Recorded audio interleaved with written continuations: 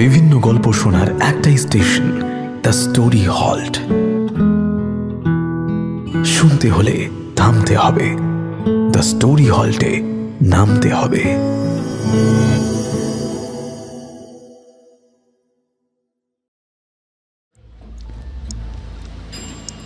আমি sir DC সাহেবের permission নিয়ে নিয়েছি আপনার সঙ্গে কনসাল্ট করবার জন্য। আপনি এখন সেমি অফিসিয়ালি এই তদন্তে আছেন, মানে কাগজপত্রে কিছু সই থাকছে না, কিন্তু লুকোচুরি করে কিছু করতে হবে না। বাহ, এটা তো গুড নিউজ। এবার বলো তো কি ব্যাপার। গাড়িতে উঠুন স্যার, বলছি। পুলিশের জিপটা সামনেই দাঁড়িয়েছিল। ড্রাইভার একেনবাবুর পরিচিত, লম্বা একটা সেলাম ঠুকলো। একেনবাবু আর রাখাল দত্ত পিছনে বসলেন, ড্রাইভারের পাশে বসলেন ওয়াটগঞ্জ থানার এক সাব ইন্সপেক্টর।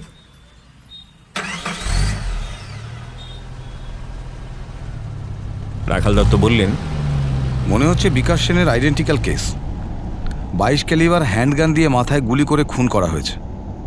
ডেড বডি পাওয়া গেছে ওয়াটগঞ্জের লালবাতি এলাকায়।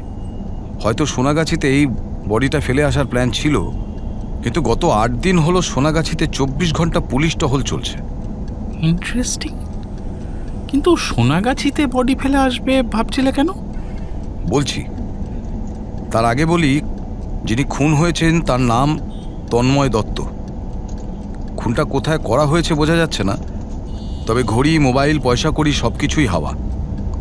খুনি বা খুনিরা অথবা অন্য কেউ পরে ওগুলো সরিয়েছে।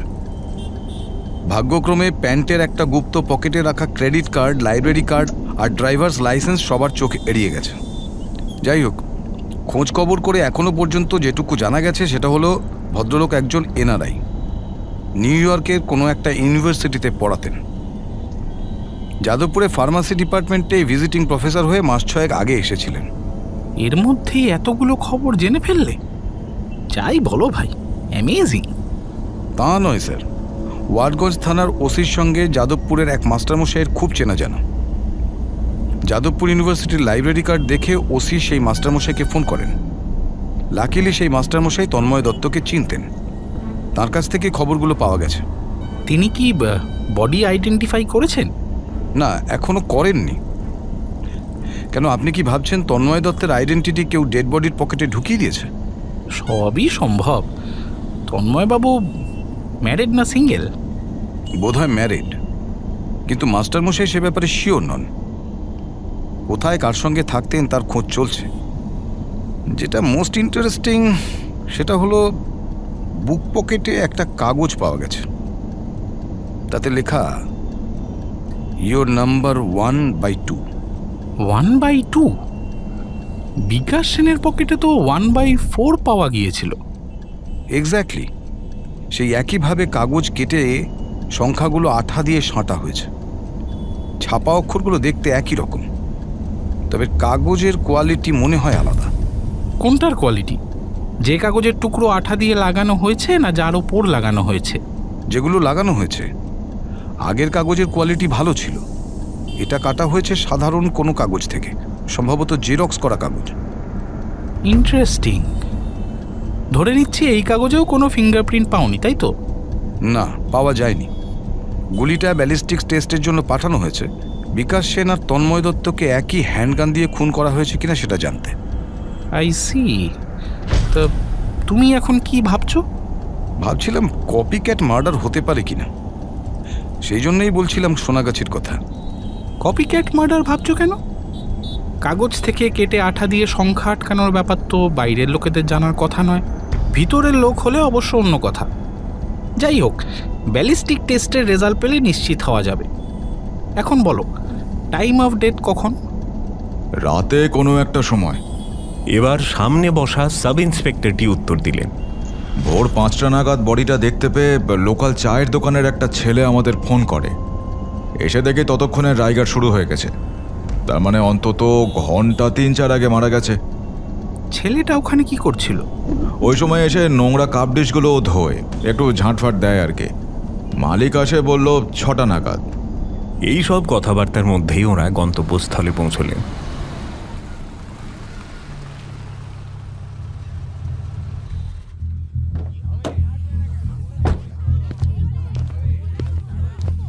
রাখাল দত্তের সঙ্গে একেনবাবু খুঁটিয়ে খুঁটিয়ে দেখলেন লাশটাকে। দামি ড্রেস, শার্ট আর প্যান্ট পরা বছর 35 থেকে 40-এর মধ্যে একজন লোকের দেহ রাস্তা থেকে খানিকটা দূরে নোংরা একটা গলিতে নর্দমার পাশে উপুর হয়ে পড়ে আছে। মাথার পিছনে চাপ চাপ রক্ত জমাট বাঁধা, সেখানে মাছি ভন ভন করছে। এক পায়ে জুতো নেই, জুতোটা একটু দূরে রাস্তার ধারে পড়ে আছে। কাছেই রক্তের কালো কালো দাগ। বড় রাস্তা থেকে ডেড বডিকে টেনে এনে নর্দমার পাশে ফেলা হয়েছে, সেটা বুঝতে অসুবিধে হয় না। আশেপাশের লোকেদের ইতিমধ্যেই পুলিশ অনেক জিজ্ঞাসাবাদ করেছে, অস্বাভাবিক কিছুই পাওয়া যায়নি। চায়ের দোকানের মালিকের ছোট ভাই দোকানেই ঘুমোয়। গভীর রাত্রে সে নাকি একটা গাড়ির আওয়াজ শুনতে পেয়েছিল, লোকের পায়ের আওয়াজও, কিন্তু এরকম আগেও 2-1 শুনেছে, তাই উঠে দেখার প্রয়োজন বোধ করেনি।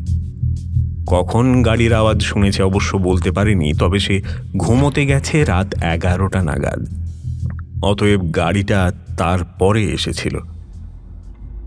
বডিটা যে তন্ময় দত্তের সেটা পুলিশ সেই দিন দুপুরেই নিশ্চিত হল।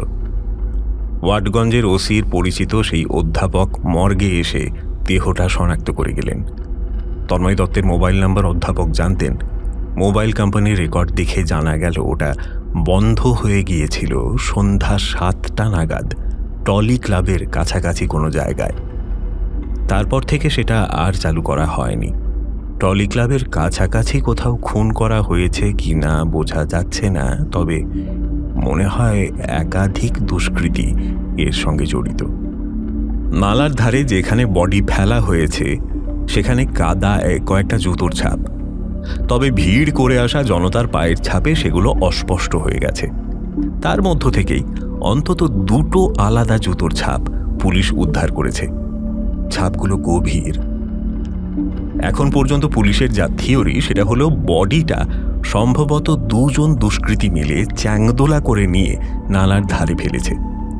বডির এক্সট্রা ভারে তাদের জুতো কাদার মধ্যে বেশি ডেবে গেছে। দলে হয়তো আরও একজন ছিল, গাড়ির চালক, কিন্তু বোঝা যাচ্ছে না কেন বডিটা টেনে নিয়ে অত দূরে ফেলার অকারণ রিস্কটা ওরা নিল। গাড়ি থেকে নেমে অন্তত 20-25 গজ দূরে যেতে হয়েছে। রাস্তায় ফেলে দিলেই তো চুকে যেত। তা না করে অতগুলো বস্তি ঘরের পিছনে আবর্জনা ভর্তি নোংরা নালায় কেন ফেলতে হলো? ঘরগুলোতে যৌনকর্মীরা খদ্দেরদের মনোরঞ্জন করে। গভীর রাতেও সেখানে অনেক সময় খদ্দের থাকে, কারণ নজরে পড়ে যাওয়ার খুবই সম্ভাবনা। একেনবাবু এখন প্রায় নিশ্চিত হলেন এটা কপি ক্যাট মার্ডার নয়। রিস্কটা বাড়াবাড়ি রকমের বেশি। সন্ধ্যার সময় রাখাল দত্তের ফোন পেলেন একেনবাবু। ব্যালিস্টিক টেস্ট পজিটিভ, অর্থাৎ একই হ্যান্ডগান দিয়ে বিকাশ সেন আর তন্ময় দত্তকে খুন করা হয়েছে।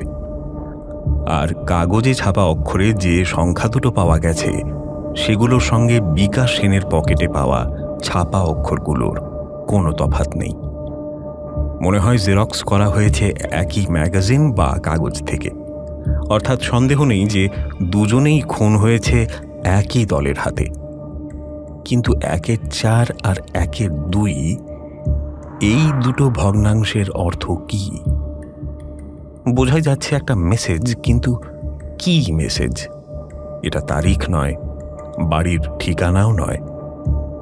ইংরেজি অক্ষর এ কে 1, বি কে 2 ইত্যাদি ধরলে 1-এর 4 আর 1-এর 2 হবে A/D আর A/B।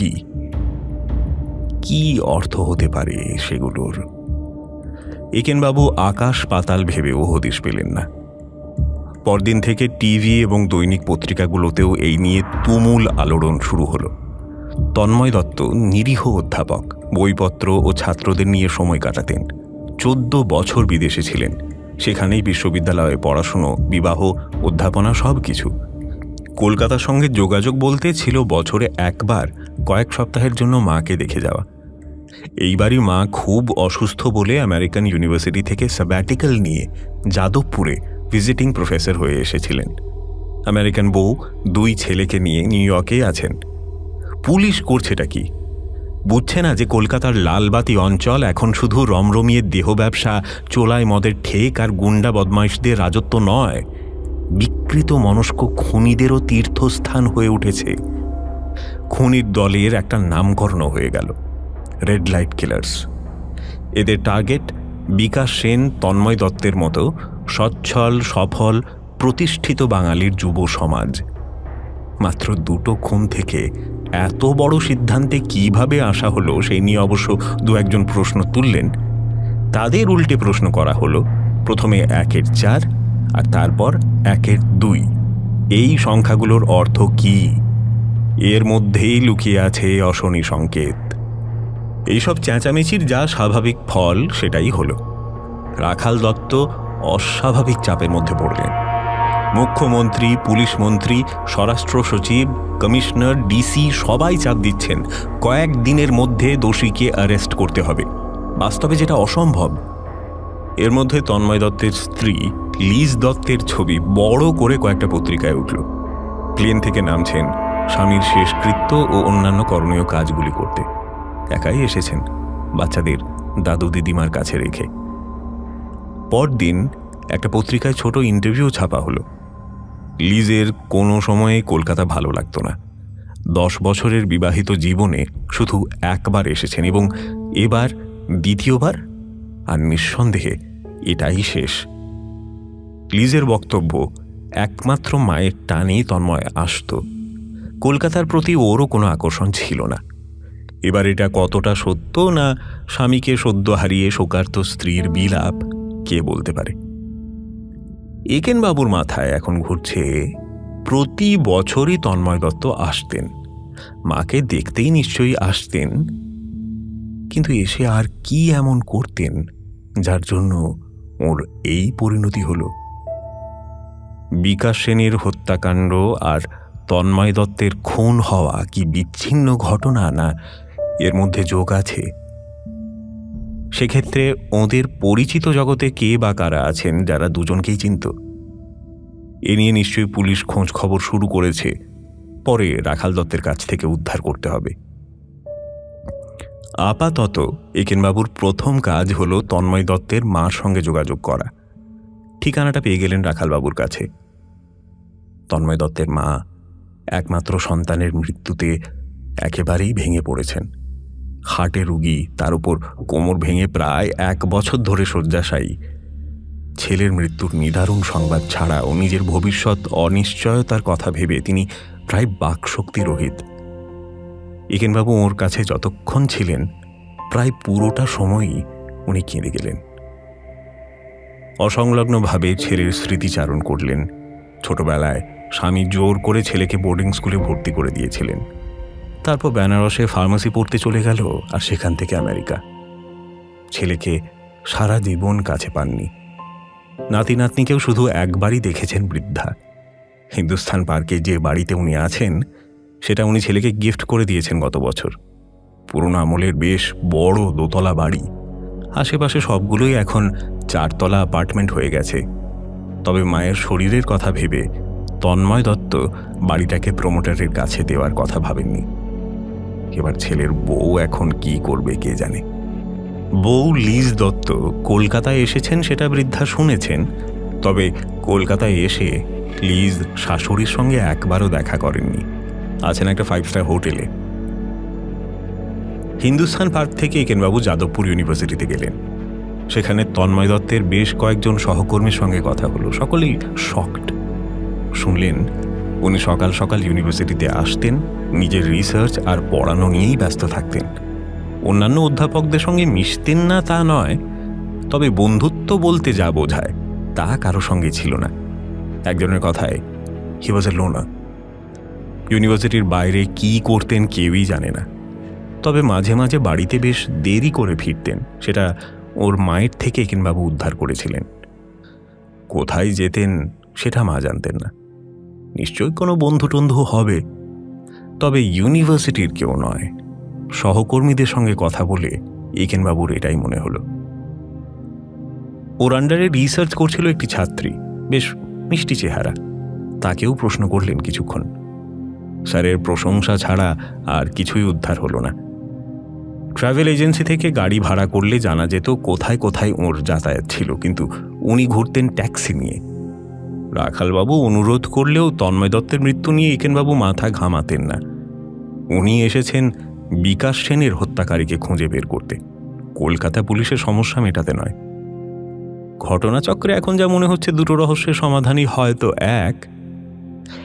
একটা ব্যাপার নিয়ে একেনবাবু এতদিন তেমন ভাবেননি। তন্ময় দত্ত খুনের পর সেটা নিয়েও ভাবনা চিন্তা শুরু করলেন। হিন্দুস্থান পার্কের মতো প্রাইম লোকেশনে একটা বাড়ি থাকা মানে প্রমোটারদের দৃষ্টি আকর্ষণ করা। অসাধু প্রমোটারদের এখন তো রমরমা। তন্ময়বাবুর মায়ের অবশ্য ধারণা কোনো প্রমোটারের সঙ্গে তন্ময়বাবুর যোগাযোগ হয়নি, তবে সব কথা ওর পক্ষে জানা বা এই অবস্থায় মনে রাখা সম্ভব নয়। প্রমোটারদের সঙ্গে কথা না হলেও জমি বাড়ির মালিককে খুন করে সেটা দখল করার ঘটনা আগে ঘটেছে। তন্ময় দত্তকে সরিয়ে দিলে তার বিদেশি বউ জমি বাড়ি দখল নিয়ে কলকাতায় এসে কোর্ট কাছারি করতে পারবে না, এটা যে কেউ বুঝবে। এখন প্রশ্ন হলো, বিকাশ সেনের মৃত্যুর সঙ্গেও কি কোনো প্রমোটার যুক্ত? কিন্তু সেক্ষেত্রে সোনাগাছি বা ওয়াটগঞ্জের নিষিদ্ধ পাড়ার ব্যাপারটা কেন আসছে? পুলিশকে ভুল পথে চালাবার চেষ্টা কি? এদিকে একেন বৌদি ভীষণ রেগে গেছেন। কলকাতায় এসে পর্যন্ত একেনবাবু নিজের কাজে দৌড়োদৌড়ি করছেন, একদিন থিয়েটার দেখা ছাড়া একসঙ্গে কোথাও বেড়াতেও বেরোননি। আজ তুমি সন্ধেবেলা কোথাও যাবে না, আমার সঙ্গে বেরোবে। কোথায় বেরোবো? অরবিন্দ অ্যাসোসিয়েশনের মেলায়। অন্য কোথাও চলো না। না, মেলায়। এই মেলা টেলায় যেতে একেনবাবু একেবারেই পছন্দ করেন না। একেন বৌদির একটা স্বভাব আছে, মেলায় গেলেই বাড়ি সাজানোর জন্য টুকিটাকি নানান জিনিস কেনা। কেন যে ওগুলো কিনতে হয় অনেক ভেবেও একেনবাবু এর সদুত্তর পাননি। আলমারির মাথা, ড্রেসিং টেবিল, দেয়াল, বই রাখার তাক, যেখানেই রাখার এতটুকু জায়গা আছে সেখানেই একটা না একটা কিছু হ্যান্ডিক্রাফট শোভা পাচ্ছে। নতুন যা আসবে সেখানেই গুঁতোগুতি করে রাখতে হবে, তাতে একেনবাবুর কোনো সমস্যা নেই। হাবিজাবির মধ্যেও তিনি দিব্যি শিব হয়ে থাকতে পারেন। মুশকিল হলো ধুলোবালি নিয়ে। কয়েকদিনের মধ্যেই জিনিসগুলোর ওপর ধুলোর একটা আস্তরণ পড়ে যায়। একেন বৌদির ঘর সাজানোর জিনিস বলে কাজের মেয়েটি ওগুলো মুছতে ভয় পায়। বিরক্ত হয়ে শেষে একেন বৌদি কাজটা করেন, আর যেদিন সেই কর্মকাণ্ডটি হয় সেদিনটা একেনবাবুর কাছে ভয়াবহ। একেন বৌদি একেবারে ফায়ার হয়ে থাকেন। ভাগ্যক্রমে এখন নিউ ইয়র্কে আছেন বলে এ নিয়ে দুশ্চিন্তা কম। কলকাতায় থাকার সময় দু একবার মোছামুছির ব্যাপারে সাহায্য করার চেষ্টা করেছিলেন, তাতে ভালোর থেকে মন্দ হয়েছিল বেশি। পরিষ্কার পরিচ্ছন্নতার ব্যাপারে একেনবাবুকে সি গ্রেডের বেশি দেওয়া যায় না, আর একেন বৌদি চান A+ গ্রেডের হেল্পার। একেন বৌদিকে সন্তুষ্ট করতেই 6টা নাগাদ বৌদিকে নিয়ে একেনবাবু মেলার দিকে রওনা দিলেন। জায়গাটা খুব দূরে নয়, রাস্তা মোটামুটি ফাঁকা থাকলে গাড়িতে বড় জোর মিনিট 20। যাবার পথেই শুনলেন দোলা ওখানে একটা বুটিকের দোকান দিয়েছে, সেটাকে পেট্রোনাইজ করতে হবে। একেনবাবু ওর এই মাস্তুতো শালি দোলাকে পছন্দ করেন, ভারী হাসি খুশি, উৎসাহে সব সময় টকবক করছে আর অজস্র কথা বলে। স্বামী অনির্বাণ ঠিক তার উল্টো, ঘরে আছে কি নেই বোঝাই যায় না। অনির্বাণ ব্যাংকে ভালো চাকরি করে, দোলার কোনো কাজ না করলেও চলতো। আগে দোলা শুধু সমাজসেবাই করত, এখন বেলতলা রোডে নিজের বাড়িতে একতলায় একটা বুটিক খুলেছে। ডিজাইন ওর, কিন্তু দুস্থ মেয়েদের দিয়ে sari, blouse, kameez, table setting, হরেক রকমের জিনিস তৈরি করায়। দোলা যে আজকাল মেলাতেও দোকান দিচ্ছে সেটা একেনবাবু জানতেন না। মেলার বেশিরভাগ দোকানই মাঠে, বাঁশের কাঠামোর ওপর ত্রিপল খাটিয়ে দোকানগুলো সাজানো। কয়েকটা দোকান পাকা দালানের ভেতরে, খেয়াল না করলে সেগুলো চোখে পড়বে না। দোলার দোকানটা ওই পাকা দালানের একটা কোণের ঘরে। দোকানটা সাজিয়েওছে চমৎকার, পিছনে সুন্দর সুন্দর ডিজাইনের দোলায় টাঙানো, ওটাই নাকি দোলার স্পেশালিটি। সামনে টেবিলে থরে থরে napkin, carry bag, table cloth, placemat ইত্যাদি রয়েছে। বাচ্চা ও বড়দের কিছু কামিজ, ফ্রক আর ব্লাউজও চোখে পড়ল, কিন্তু বাজে লোকেশনের জন্য মেলার আসল ভিড়টা মনে হয় পাচ্ছে না। একেন বৌদি বললেন, দেখতে খুব ভালো লাগছে তোর দোকানটা, বিশেষ করে ওই পিছনের দুলাইগুলোর জন্য। ওই সাজিয়েছে। ওর হেল্পার মেয়েটিকে দেখালো দোলা। আমার হাত অতদূর যায় না, কিন্তু এত সাজিয়ে লাভটাই বা কি হচ্ছে? কেন, একেবারেই বিক্রি হচ্ছে না? দোলার কথা শুনে একেনবাবু বুঝলেন একেবারেই যে কিছুই বিক্রি হচ্ছে না তা নয়, তবে স্টল নিতে যে ভাড়াটা গুনতে হয়েছে সেটা উঠবে কি না তা নিয়ে বেচারা চিন্তিত। একেন বৌদি দোলার দোকান থেকে একটা ন্যাপকিন সেট আর একটা দুলাই কিনলেন। জিনিসগুলো দোলার জিম্মায় রেখে দুজনে দালান বাড়ি থেকে নেমে মেলার মাঠের দিকে এগোলেন। এমন সময় একেনবাবুর চোখে পড়ল কাছেই একটি দোকানের সামনে দাঁড়িয়ে একটি মেয়ে হাত ভাঙা একটি লোকের সঙ্গে কথা বলছে। মেয়েটির মুখ চেনা চেনা। একেনবাবুর সঙ্গে মেয়েটির চোখাচোখি হতেই থতমত খেয়ে চকিতে সেখান থেকে অদৃশ্য হলো। আরে, মেয়েটা তো মল্লিকা। ব্যাপারটা এত তাড়াতাড়ি ঘটল যে মল্লিকা কেমন আছেন জিজ্ঞেস করার সুযোগ একেনবাবু পেলেন না। লোকটিও অন্যদিকে হাঁটা দিয়েছে। যে দোকানের সামনে দাঁড়িয়ে ওরা কথা বলছিল সেটা একটা জামা কাপড়ের বুটিক। দোকানে মধ্যবয়সী একজন মহিলা বসে, পাশের বেঞ্চে একটি বাচ্চা ছেলে খাতার উপর কী সব আঁকিবুকি কাটছে। পিছনে দাঁড়িয়ে চেক শার্ট পরা যে ছেলেটি জামা কাপড় গুছিয়ে তুলে রাখছিল তার বয়সও খুব বেশি নয়।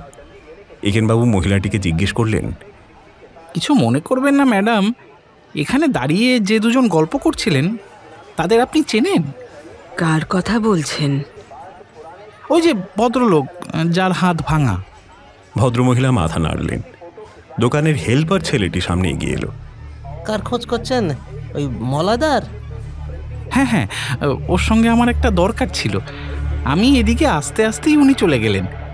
তুমি জানো ভাই কোথায় ওর দেখা পাবো? ছেলেটা বয়সে অনেক ছোট বলেই বোধহয় স্যার কথাটা মুখে এলো না। আমাদের পাড়াতেই থাকতেন তো, কদিন হলো চলে গেছেন। ও, কোথায় গেছেন? তা তো জানি না। পাড়ার কেউ কি জানেন কোথায় গেছেন? বলতে পারবো না, বাড়িওয়ালাকে জিজ্ঞেস করে দেখতে পারেন। আজকে অনেকক্ষণ এখানে ঘোরাঘুরি করছিলেন, হয়তো আবারও আসবেন। যদি অপেক্ষা করেন এখানেই দেখা পেয়ে যাবেন। বাড়িওয়ালার ঠিকানাটা কি ভাই? বাড়ি চিনি, ঠিকানা তো বলতে পারবো না। রাস্তার নামটা? যে রাস্তার নামটা ছেলেটি বলল সেই রাস্তার ঠিকানাই মল্লিকা দিয়েছিল। একেনবাবু প্রথমে ভেবেছিলেন মলয়কে খোঁজার চেষ্টা করবেন না, এখন মনে হচ্ছে করতে হবে।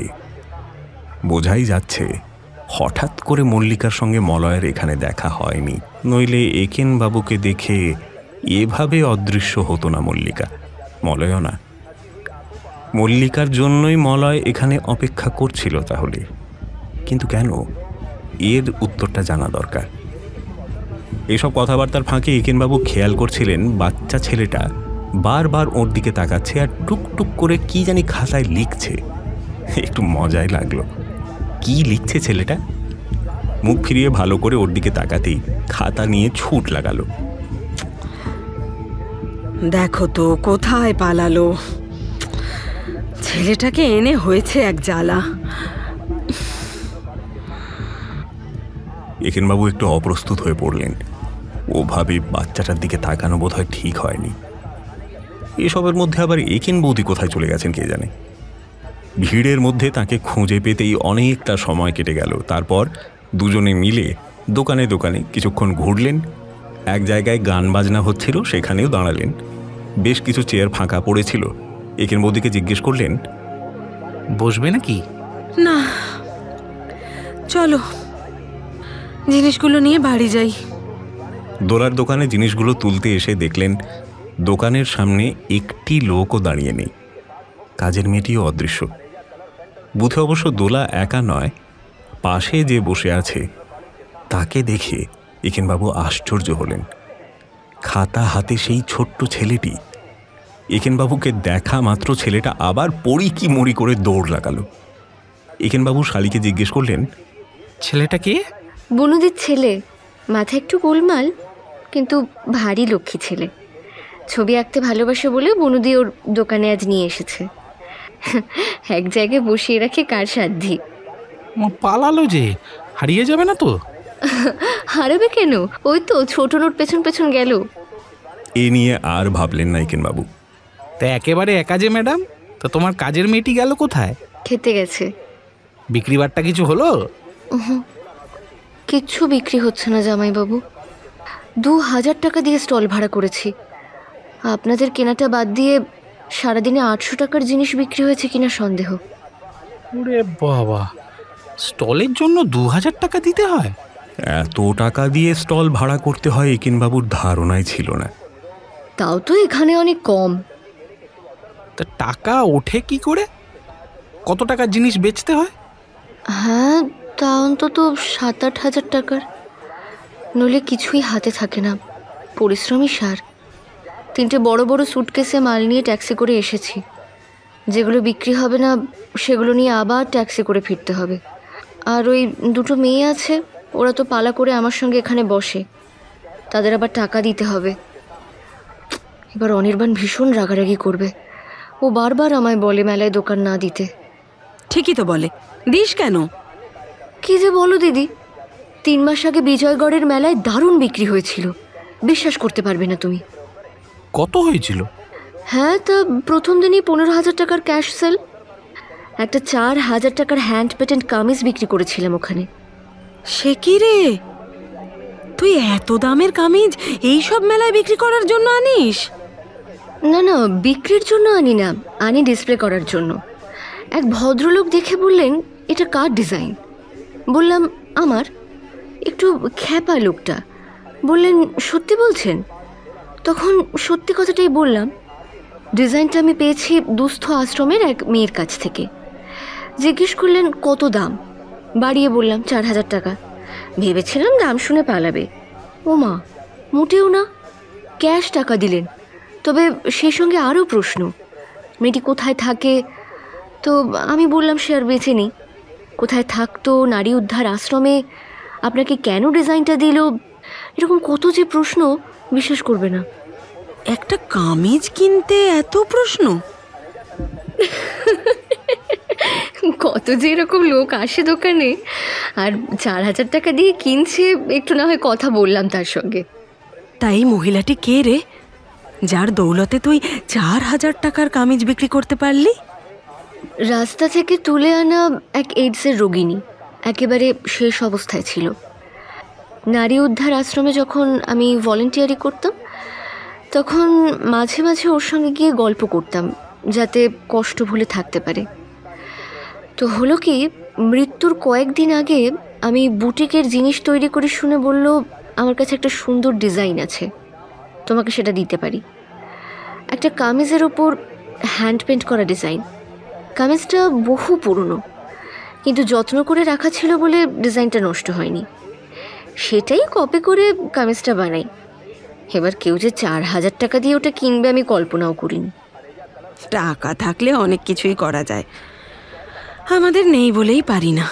কামিজের কথা ছেড়ে দে, 4,000 টাকার শাড়ি পরতে কি ইচ্ছে হয় না? কেন? 4,000 টাকার শাড়ি নিশ্চয়ই জামাইবাবু তোমায় একটা দিতে পারে। একেনবাবু দেখলেন ব্যাপারটা একটু গোলমেলে মোড় নিচ্ছে। একেনবাবুর বহু জুনিয়র কলিগ কারণে অকারণে বউদের ঢালাও উপহার দেয়।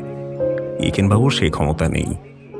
কেন নেই সেটা একেন বৌদি জানেন না তা নয়, কিন্তু মাঝে মাঝে কষ্ট পান যখন দেখেন জুনিয়র অফিসারের বউয়ের গলায় ঝকঝকে হীরের নেকলেস।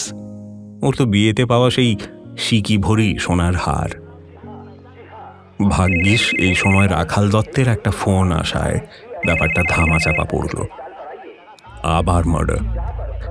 এবার খুন হয়েছেন রেস্টুরেন্টের মালিক। ইনিও বয়সে ইয়াং। কদিন অন্তর অন্তর কলকাতায় উচ্চবিত্ত যুবকরা খুন হচ্ছে, অথচ অপরাধীদের ধরা যাচ্ছে না। রাখাল দত্ত বলতে গেলে একেবারে অ্যাট হিজ ওয়েটস এন্ড। আপনি এখন কোথায়? একটা মেলায়। কখন বাড়ি ফিরছেন? ফোনের মুখে হাত রেখে একেনবাবু কাঁচু মাচু মুখে একেন বৌদিকে জিজ্ঞেস করলেন, এই আমরা কখন বাড়ি ফিরছি গো? কেন? না, রাখাল জানতে চাইছে। দেখছিস তো, এই হলো ওর মেলায় আসা। বলো আমরা আসছি। হ্যাঁ, 8 ঘন্টার মধ্যেই ফিরছি। তাড়াহুড়োর কিছু নেই, আমি ডিনার সেরে আপনার ওখানে একবার ঢু মারব। রাখালকে জানিয়ে দিলেন একেনবাবু। দোলা একটা ব্যাগে দুলাই আর ন্যাপকিন সেটটা ভরে রেখেছিল। সেটা নিয়ে মিনিট 5 মধ্যে দুজন বাড়ির দিকে রওনা দিলেন। রাত্রে যখন প্রমথকে এই পরিচ্ছদটা শোনালাম, ও বলল, তুই না ঝেড়ে কাশতে শিখলি না। আরে বললেই পারতিস একেনবাবুর সমস্যাটা আর্থিক নয়, ঘুষ না নিয়েও উনি বউকে হীরের হার কিনে দিতে পারেন। সমস্যা হলো উনি হার কেপ্পন। আর একটা কথা, তুই বলেছিস মেলা হচ্ছে বাড়ি থেকে 20 মিনিটের পথ, কিন্তু একেনবাবুর বাড়ি কোথায় সেটা তো কোথাও বলিসনি। বলার দরকার আছে? আগেই তো বলেছি জায়গার নাম পাল্টেছি, একটার ঘাড়ে আর একটা চাপিয়েছি। ননসেন্স! তাহলে তো সব কিছু নিউ ইয়র্কে ঘটছে বললেই পারতিস। বলছিস কে কোথায় থাকে, কোথায় একেনবাবু গেলেন, অথচ একেনবাবুর বাড়ি কোথায়, কোত্থেকে তিনি নানান জায়গায় যাচ্ছেন সেটা শ্রোতাদের জানার উপায় নেই। আরে বাবা, এটা তো ফান্ডামেন্টাল ফ্ল। ভালো কথা, ওই অরবিন্দ অ্যাসোসিয়েশনের মেলাটা কোথায় হচ্ছিল? অরবিন্দ সামথিং অ্যাসোসিয়েশন কি না মনে নেই, তবে মেলাটা হয়েছিল রিজেন্ট পার্কে। একবার চেক করতে হবে ডায়েরিটা। হ্যাঁ ঠিক আছে, চেক করে সেটা বল। আর সেই সঙ্গে বলে দে একেনবাবু মনোহর পুকুরে থাকেন। ঠিকানা না দিতে চাস দিস না। আমি কিছু বললাম না, কিন্তু বয়ে গেছে ওর কথা শুনতে।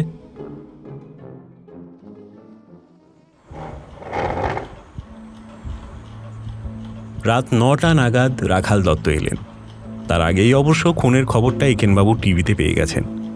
ভবানীপুরে কদমতলা বাই লেনে একজন খুন হয়েছে। কে খুন হয়েছে এখনো জানা যায়নি, কারণ খুন হওয়ার প্রায় সঙ্গে সঙ্গেই পুলিশ এসে জায়গাটা ব্লক করে দিয়েছে। কোনো রিপোর্টারকে ধারে কাছে ঘেঁষতে দেয়নি। বডি সরিয়ে ফেলা হয়েছে। সম্ভবত যিনি খুন হয়েছেন তিনি মিডিয়ার কাছে অপরিচিত নন, সেই জন্যই এই লুকোচুরি। তদন্তের স্বার্থে এখন কিছু বলা হবে না, কাল সকালে একটা প্রেস রিলিজ দেওয়া হবে। এর মধ্যে মহানাগরিক সমিতির এক কর্তা জ্বালাময়ী ইন্টারভিউ দিয়েছেন। পর পর 3টে খুন, আর আমাদের লালবাজারের পুলিশ এখনো পর্যন্ত হাত গুটিয়ে বসে আছে। সেম সেম নিষ্কর্মা পুলিশেরা জেনে রাখুক, জনগণ এটা বরদাস্ত করবে না। 2টো খুনের পর থেকে ওদের ওপর অভিযোগের যে ঝড় শুরু হয়েছে সেটা এবার ভয়াবহ কালবৈশাখী হয়ে দাঁড়াবে।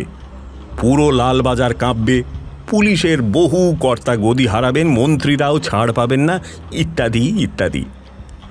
রাখাল দত্ত যে প্রচণ্ড স্ট্রেসের মধ্যে আছেন বুঝতে অসুবিধে হয় না। চুল উস্কো খুস্কো, চোখ লাল। ওর ওই বিধ্বস্ত চেহারা দেখে একেনবাবু বললেন, করেছো কি ভাই? ইনভেস্টিগেশন শেষ করার আগে তুমিই তো ফিনিশ হয়ে যাবে। বসো বসো বসো, একটু চা খাও। এই রাতে আর চা খাবো না, বরং 1 গ্লাস জল দিন বৌদি।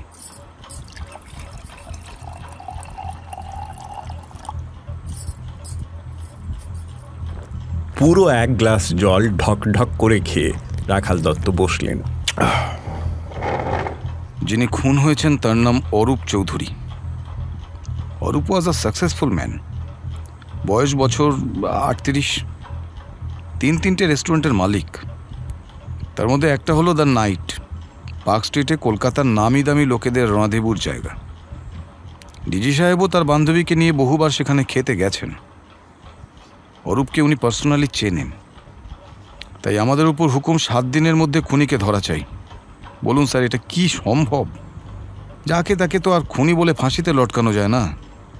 এখন বুঝছি ভাই, মিডিয়া নয়, এটাই হলো তোমার আসল সমস্যা। রাখাল দত্ত চুপ করে রইলেন।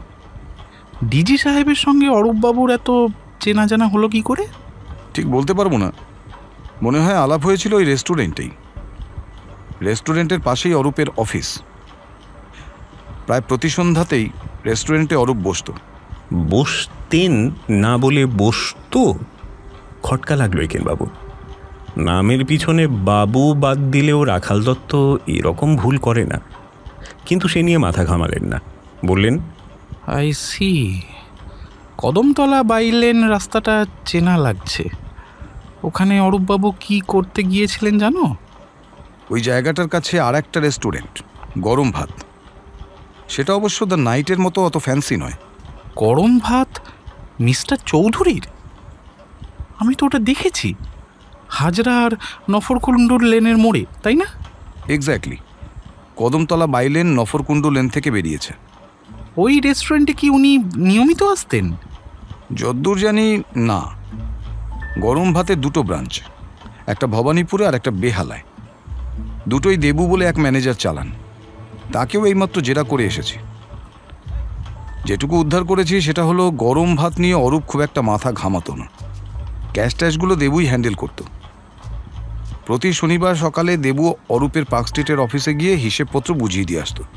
তবে অরূপ কাউকে না জানিয়ে হঠাৎ করে হাজরা বা বেহালায় গিয়ে ওয়েটার, কুক, দারোয়ান সবার সঙ্গে আলাদা করে কথা বলতো।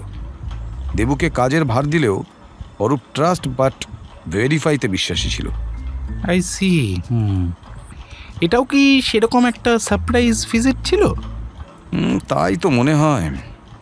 হ্যাঁ, অরূপ যে আসছে দেবু জানতো না।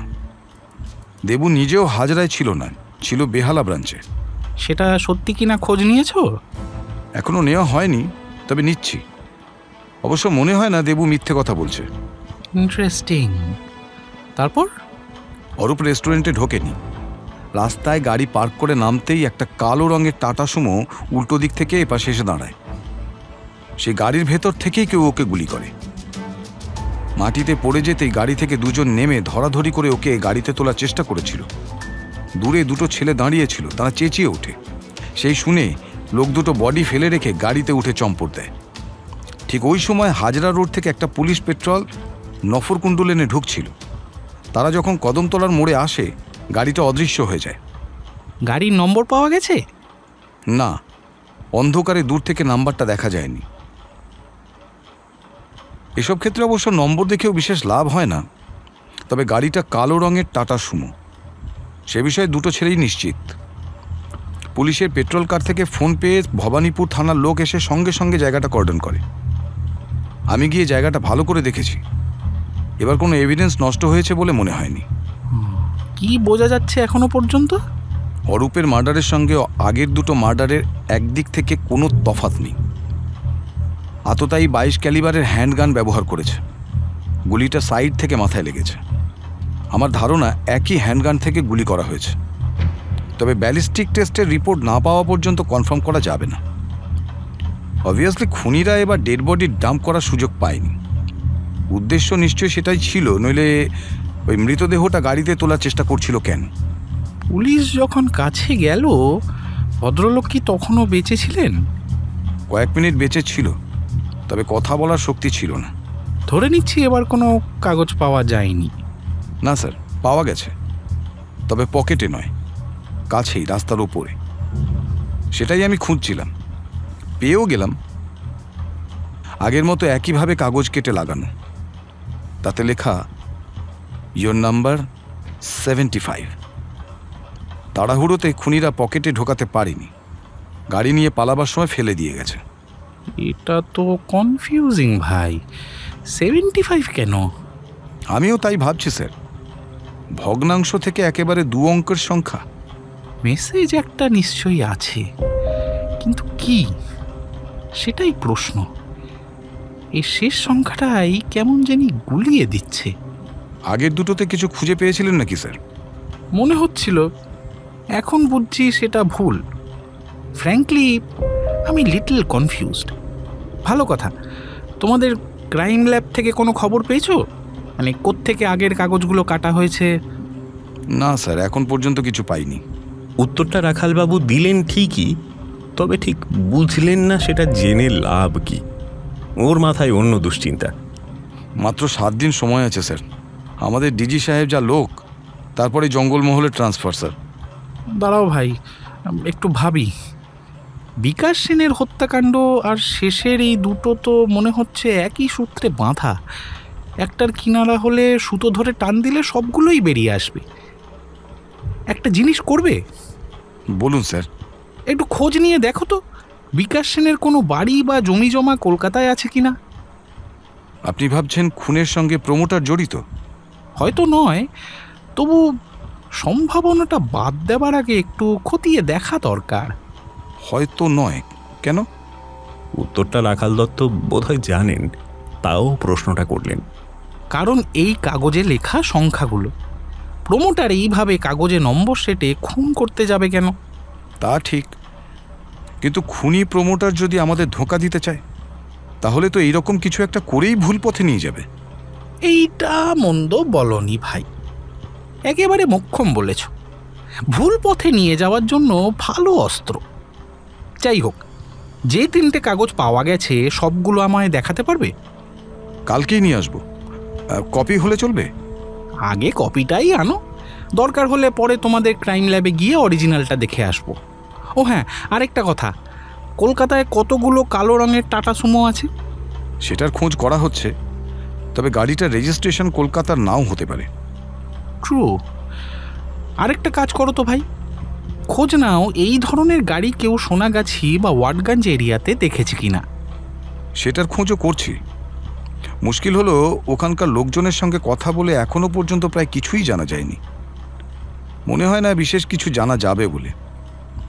আসলে পুলিশের ওপর ওদের কোনো আস্থাই নেই। কেউ যদি কিছু দেখেও থাকে ভয়ে ভয়ে বলবে না, পাছে পুলিশ তাকে ফাঁসিয়ে দেয়। যেসব এনজিও ওই এলাকাতে কাজ করে তাদের সাহায্য নাও না, তাদের কেউ যদি জানায়। ঠিক আছে স্যার, কয়েকটা গ্রুপকে চিনি, তাদের সঙ্গে যোগাযোগ করব। আর কি জেনেছো অরূপ চৌধুরী সম্পর্কে?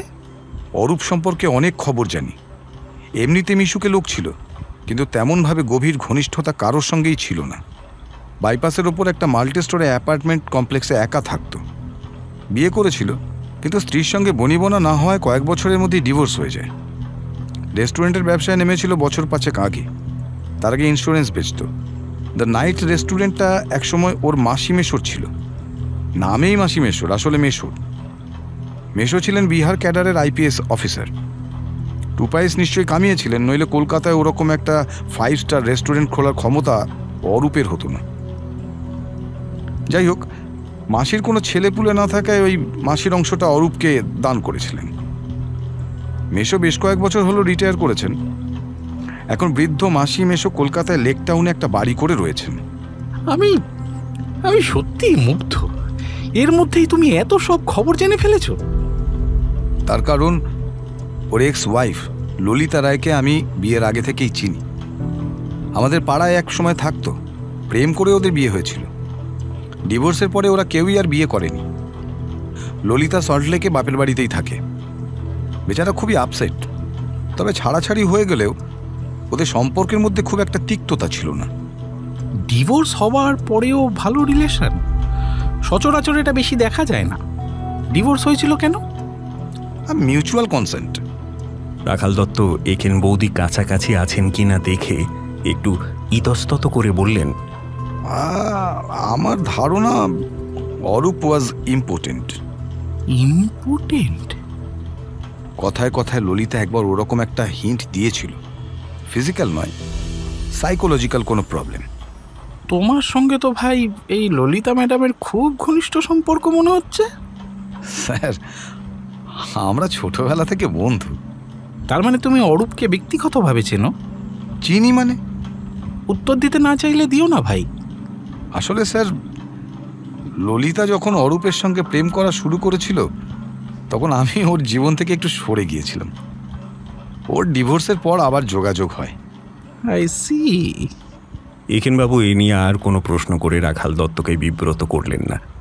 বললেন, অরূপ চৌধুরীর বিয়ের আগের জীবন সম্পর্কে কিছু জানো? ললিতার কাছ থেকে যতটুকু শুনেছি, অরূপ খুব ছোট বয়সেই বাবা মাকে হারায়। ওর স্কুল কলেজ সব কিছু কলকাতার বোর্ডিং স্কুল আর হোস্টেলে থেকে। খরচ জোগাতেন মেশো। ছুটি ছাটাতে ওদের কাছে গিয়েই অরূপ থাকত। মাসি মেশো নিজের ছেলের মতো করেই ওকে বড় করেছিলেন। বাবা মাকে হারানোর জন্যই বোধহয় ছেলেবেলার স্মৃতি নিয়ে কোনো কথাই অরূপ বলতো না। একেনবাবু কিছু বললেন না, চোখ বুজে পা নাচাতে লাগলেন। ও আরেকটা ব্যাপার, তবে মনে হয় না তেমন ইম্পর্টেন্ট বলে। পা নাচানো থামিয়ে একেনবাবু চোখ খুললেন। ললিতার সঙ্গে অরূপের মাসি মেশোর এখনও খুব যোগাযোগ আছে। মেশো বোধহয় ডিমেনশিয়া বা ওরকম কিছুতে ভুগছেন। ক্ষণে ক্ষণেই সব ভুলে যান। হঠাৎ ভীষণ ভয় পেতে শুরু করেছেন উনি, খুন হবেন এরকম একটা ভেবে। এর মধ্যে লেক টাউনের পুলিশকে বেশ কয়েকবার ফোনও করেছেন। কেন এই অহেতুক ভয় সেটা অবশ্য বলতে পারেননি। ললিতাকেও ওর ভয়ের কথা জানিয়েছিলেন। উনি খুন হবেন বলে ভয় পাচ্ছেন, অথচ খুন হলেন শালির ছেলে। Interesting, but makes no sense. হ্যাঁ, তাই বলছি, ব্যাপারটা মনে হয় আনরিলেটেড। ডিমেনশিয়া বা ওই ধরনের রোগে ভুগলে অনেক সময় লোকে প্যারানোইয়াতে ভোগে, ভাবে কেউ বোধহয় কোনো ক্ষতি করার চেষ্টা করছে। আমিও তাই শুনেছি। তাছাড়া যারা খুন হয়েছেন সবাই এক বয়সী। অরূপবাবুর মিশো does not fall in the same category of victims. বলে চেয়ার থেকে উঠে সামনের দেরাজ খুলে একটা সিগারেটের প্যাকেট নিয়ে এলেন একেনবাবু। একটা সিগারেট বের করে সেটা ধরিয়ে দুটো টান দিয়ে বললেন,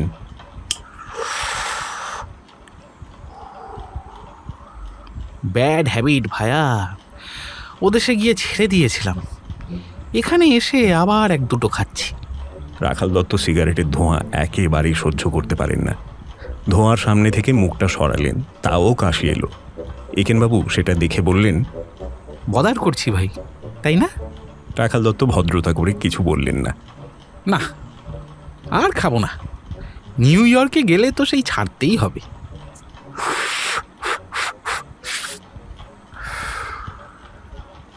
দেয়ার has to be a connection. এবারেও যদি ব্যালিস্টিক অ্যানালিসিসের রেজাল্ট এক হয়, তার মানে সবাই এক হ্যান্ডগানের গুলিতেই মারা গেছে। ভাই Rakhal, we are missing something big. খুনগুলোর মধ্যে কানেকশনটা কোথায় সেটা বার করতেই হবে। ভালো কথা, অরূপবাবুর মেসোমাসি মারা গেলে ওদের বাড়িটা কে পাবে? ললিতার কাছে যা শুনেছি তাতে বেঁচে থাকলে অরূপই পেত। ছাড়াছাড়ি হবার পর ওরা একটা নতুন উইল করেছেন, তাতে ললিতার জন্য কিছু ক্যাশ টাকার প্রভিশন আছে, বাদবাকি সব অরূপের। অ্যান্ড নাও হি ইজ গন। এখন কি হবে? হয়তো নতুন করে উইল করবেন, কে বলতে পারে। আচ্ছা, এই তিনজন মানে বিকাশ সেন, তন্ময় দত্ত আর অরূপ চৌধুরী, এরা কি সবাই বন্ধু? সেটাই খুঁজে বার করার চেষ্টা করছি স্যার। ললিতা বলেছে অরূপ বিকাশকে চিনত। ছেলেবেলায় যখন ও ছুটিতে মাসিমেশোর কাছে যেত তখনই হয়তো পরিচয় হয়েছিল, কিন্তু বিকাশকে ও পছন্দ করতো না, বলতো বাজে ক্যারেক্টার। তাই দুই পরিবারের মধ্যে কোনো যোগাযোগ হয়নি। বাজে ক্যারেক্টার মানে? সেটা ললিতা জানে না। How about Tanmoy Dutta? না, ওর কথা ললিতা শোনেনি। মনীষা সেনকে এ নিয়ে প্রশ্ন করেছো? এখনো করিনি, তবে আমি ভাবছি যদি ওরা বন্ধু হন, সো হোয়াট, আমাদের দরকার ওদের শত্রু। এটা মন্দ বলনি ভাই, সো হোয়াট। যেটা ইন্টারেস্টিং সেটা হলো বিকাশবাবু আর অরূপবাবু দুজনের মধ্যে ছেলেবেলায় হলেও একটা পরিচয় ছিল, যদিও পরে যোগাযোগটা আর থাকে না। কিন্তু তন্ময় দত্তের সঙ্গে ওদের কোনো যোগাযোগের সূত্র তো মিলছে না। ঠিক, কিন্তু জানো রাখাল, তুমি যা বললে সেটাই ঠিক। তার মানে খুঁজতে হবে এদের কমন শত্রু। এরা পরিচিত না অপরিচিত বড় কথা নয়। রাখাল দত্ত চলে যাওয়ার পর একেনবাবু ভাবতে থাকলেন, 1 4 1 2 75, তিনটে সংখ্যার মধ্যে মিল কোথায়? বহু ভেবেও কুল কিনারা পেলেন না। নম্বরগুলো মাথার মধ্যে তালগোল পাকাতে লাগলো। দেখেছো কাণ্ড? একেন বৌদির কথায় সম্বিত এলো। কি কি কি কাণ্ড? দোলা যে ব্যাগটা দিয়েছে তার মধ্যে একটা এক্সারসাইজ খাতা চলে এসেছে। একেনবাবু খাতাটা হাতে নিয়ে দেখলেন সেখানে কাঁচা হাতে পেন্সিল দিয়ে চিত্র বিচিত্র ছবি আঁকা। নিশ্চয়ই সেই বাচ্চা ছেলেটার আঁকা ছবি। দোলার কাছে যখন এসেছিল নিশ্চয়ই ব্যাগের ওপর খাতাটা রেখেছিল, ব্যাগটা তোলার সময় সেটা ভেতরে ঢুকে গেছে। অন্যমনস্কভাবেই ছবিগুলো দেখতে লাগলেন একেনবাবু। হঠাৎ একটা ছবিতে এসে ওর চোখ আটকে গেল। হাওয়াই শার্ট পরা, রোগা বেঁটে খাড়া খাড়া চুল একটা লোক চেক শার্ট পরা, চশমা চোখে একটা ছেলের সঙ্গে কথা বলছে। আরে, এ তো মনে হচ্ছে ওকে আঁকা হয়েছে। হেল্পার ছেলেটাকে যখন মলয়ের কথা জিজ্ঞেস করছিলেন সেটার স্কেচ। উচ্চস্তরের আঁকা নয়, তবে বৈশিষ্ট্যগুলো ফুটিয়েছে ঠিক। আগের পাতাটা খুললেন একেনবাবু। একজন মেয়ে হ্যান্ডব্যাগ খুলে টাকা বের করছে বা ঢোকাচ্ছে। হাতে প্লাস্টার করা একটা ছেলে সামনে। যে হাতে প্লাস্টার নেই সে হাতটাই গিয়ে ধরা। মাই গড, এটা নিশ্চয়ই মলয় আর মল্লিকার ছবি। হয় মল্লিকা মলয়কে টাকা দিচ্ছে অথবা মলয় দিচ্ছে মল্লিকাকে। Most interesting. গভীর রাতে নিউ ইয়র্ক থেকে ফোন এলো, অবনী গুপ্তর ফোন। কদ্দূর প্রোগ্রেস হয়েছে জানতে চাইলেন। বিশেষ কিছু এগোয়নি জানালেন একেনবাবু। তবে আরও দুটো খুনের জন্য শুধু বিকাশ সেনকে নিয়ে পত্রপত্রিকা মাথা ঘামাচ্ছে না। অ্যাটেনশনটা আপাতত শেষ খুনের ওপর। অবনী গুপ্তের পক্ষে সেটা অবশ্যই স্বস্তির কথা। ফোন শেষ হতেই দুত্তর বলে একেনবাবু শুয়ে পড়লেন। শুলেন বটে, কিন্তু রাত্রে ভালো ঘুম হলো না। নানান চিন্তায় মাঝে মাঝেই ঘুম ভেঙে গেল। সকালের দিকে চেষ্টা করলেন কিছুক্ষণ বিছানায় শুয়ে থাকতে, যদি একটু ঘুম আসে। কিন্তু কলকাতায় কি সেটা হবার জো আছে? সকাল থেকে রাস্তায় চেঁচামেচি, বাড়িতে কাজের লোকের তাণ্ডব, গাড়ির হর্ন, ফেরিওয়ালাদের চিৎকার। এককালে হয়তো এর মধ্যেও ঘুমোতে পারতেন। ম্যানহ্যাটনে কয়েক বছর থেকে সে অভ্যেস চলে গেছে। একেনবাবুর সঙ্গে আমাদের প্রায়ই ফোনে কথা হতো, সেটা আগেই বলেছি। ফোনটা আমরাই করতাম সাধারণত। নিউ ইয়র্কে রাত্রে ফোন করলে কলকাতায় সেটা সকাল। একেনবাবু তন্ময় দত্ত সম্পর্কে আমাদের খোঁজ খবর নিতে বলেছিলেন। উনি নিউ ইয়র্কের সেন্ট জনস ইউনিভার্সিটিতে পড়াতেন, সেটা আগেই বের করেছিলাম। যেটা নতুন আবিষ্কার হলো সেটা হলো New York State Board of ফার্মাসির একজন মেম্বার ছিলেন তন্ময় দত্ত। এই বোর্ডের কাজ হলো ওষুধপত্রের দোকানগুলোর উপর নজরদারি করা এবং যারা ওষুধগুলো বিক্রি করছে তাদের যোগ্যতা যাচাই করা।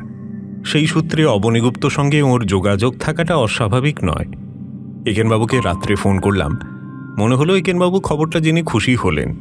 বারবার জিজ্ঞেস করলেন, আপনি শিওর স্যার? আমি বললাম, হ্যাঁ। ঠিক আছে স্যার, আমি একটু ক্যাপ্টেন স্টুয়ার্টকে ফোন করি। বলে হঠাৎ লাইনটা কেটে দিলেন। সকালে চা নিয়ে বিকাশ সেনের ব্যাপারটা একেনবাবু নতুন করে ভাবতে শুরু করলেন। এর মধ্যে নিউ ইয়র্ক পুলিশ ডিপার্টমেন্টের ক্যাপ্টেন স্টুয়ার্টের সঙ্গে একটু কথা হলো। মারাত্মক একটা খবর। অবনী গুপ্তের দুটো ওষুধের দোকানে নানা রকম অনিয়ম ধরা পড়েছে। পুলিশ স্টেট বোর্ড অফ ফার্মাসির সঙ্গে যোগাযোগ করে এ নিয়ে অনুসন্ধান শুরু করেছে কিছুদিন আগে। বোর্ড থেকে যিনি এ ব্যাপারে পুলিশের সঙ্গে প্রথম যোগাযোগ করেছিলেন তিনি হলেন তন্ময় দত্ত। ক্রেতাদের অভিযোগ পেয়ে বোর্ডের তরফ থেকে উনি প্রথম তদন্ত শুরু করেন। এ ব্যাপারে তিনিই প্রধান সাক্ষী। ব্যাপারটা কোথায় গড়াবে এক্ষুনি বলা যায় না, তবে যতদূরই গড়াক অবনীগুপ্তের পক্ষে সেটা প্রীতিপ্রদ হবে না।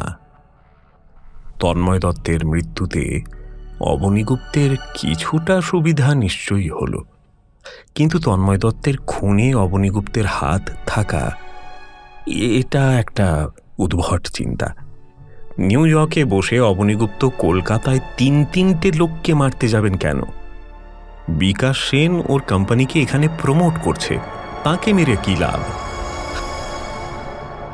আর সোনাগাছিতে বডি ফেলে আসার যুক্তিটাই বা কি? আচ্ছা, তন্ময় দত্তর কি অবনীগুপ্তের ওপর কোনো রাগ আছে আগের কোনো একটা ব্যাপারে, যার জন্য এত উদ্যম নিয়ে তিনি এই সব অনিয়ম খুঁজতে শুরু করেছিলেন? ক্যাপ্টেন স্টুয়ার্ট কি একটু খোঁজ নিয়ে জানাবেন? সেই অনুরোধটাই করলেন একেনবাবু। আর কিছু না হোক, দুজনের রেজিউমে পেলে অন্তত বোঝা যাবে আগে কোথাও এদের যোগাযোগ হওয়ার সম্ভাবনা ছিল কি না।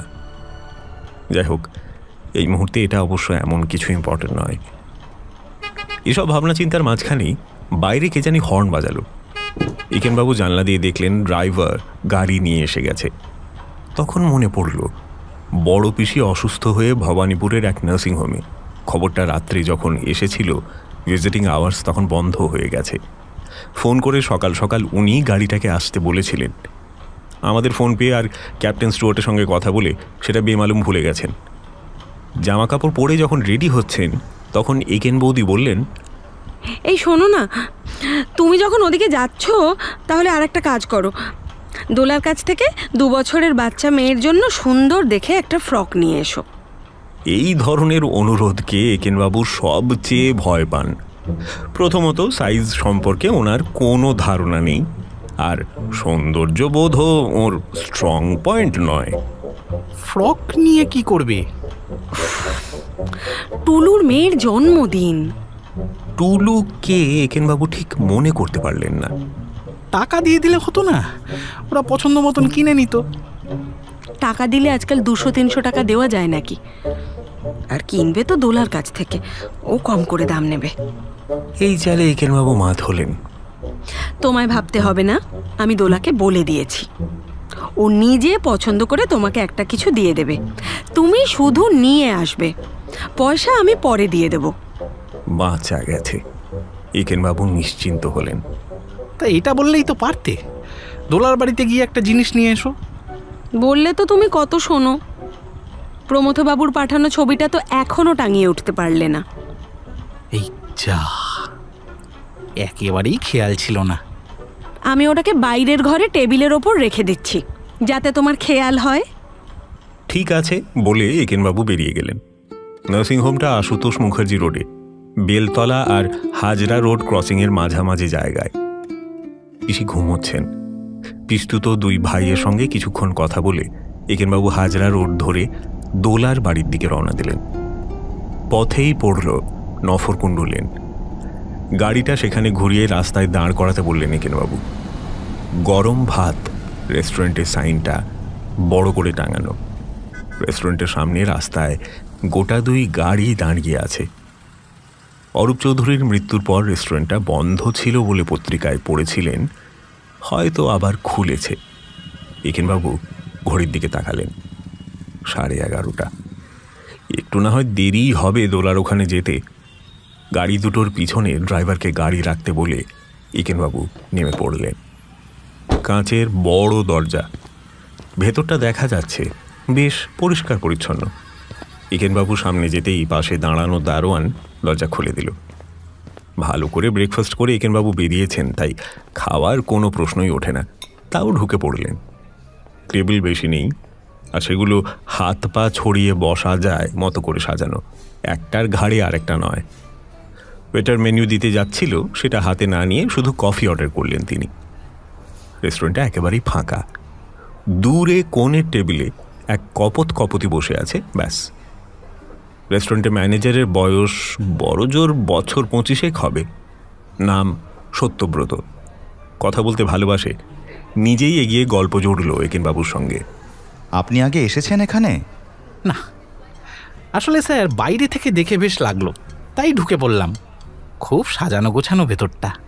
আমাদের খাবার স্যার আরও ভালো। আর একদিন এসে খেয়ে দেখবেন ঠিক বললাম কি না। ব্রেকফাস্ট, লাঞ্চ, ডিনার সব কিছুই পাবেন। আসবো স্যার, আসবো। আপনি এটার ম্যানেজার? না না, আমি অ্যাসিস্ট্যান্ট, তবে আমি এটা চালাই। কথায় গর্বের ভাব।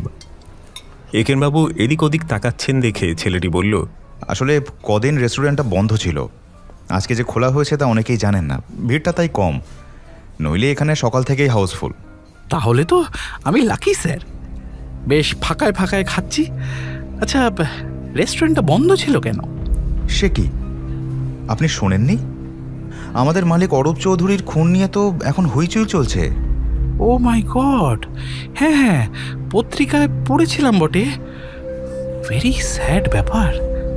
আমরা তো ভয় পাচ্ছিলাম রেস্টুরেন্টটা উঠেই যাবে, কিন্তু কাল অর্ডার এলো যে এটা চালু রাখতে হবে। দাঁড়ান স্যার, আপনাদের মালিক তো নেই, তাহলে অর্ডারটা কে দিলেন? দেবুদা, মানে দেবু সেন, উনি আমাদের ম্যানেজার। স্যার তো দ্য নাইট নিয়েই ব্যস্ত থাকতেন, এখানে বা বেহালায় খুব একটা আসতেন না, তাই ঘুরে ঘুরে 2টো রেস্টুরেন্টের দেখাশোনা দেবুদাই বরাবর করেছেন। গরম ভাতের একটা ব্রাঞ্চ বেহালাতে আছে। আই সি, কিন্তু আমি একটু কনফিউজড স্যার। দেবুবাবু আপনাদের বস বুঝতে পারছি, কিন্তু আপনাদের আসল মালিক এখন কি? সেটা দেবুদা বলতে পারবেন।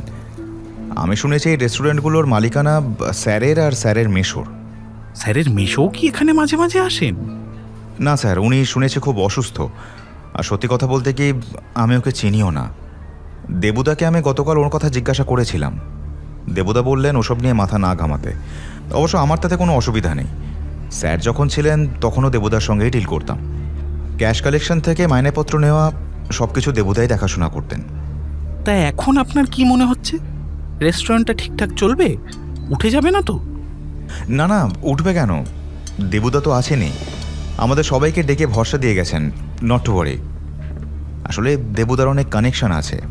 এই দেখুন না, রেস্টুরেন্টে কত ছবি টাঙানো আছে। এরা সবাই এখানে খেয়ে গেছেন। দেবুদা সবাইকে চেনেন। একেনবাবু উঠে ছবিগুলো দেখলেন।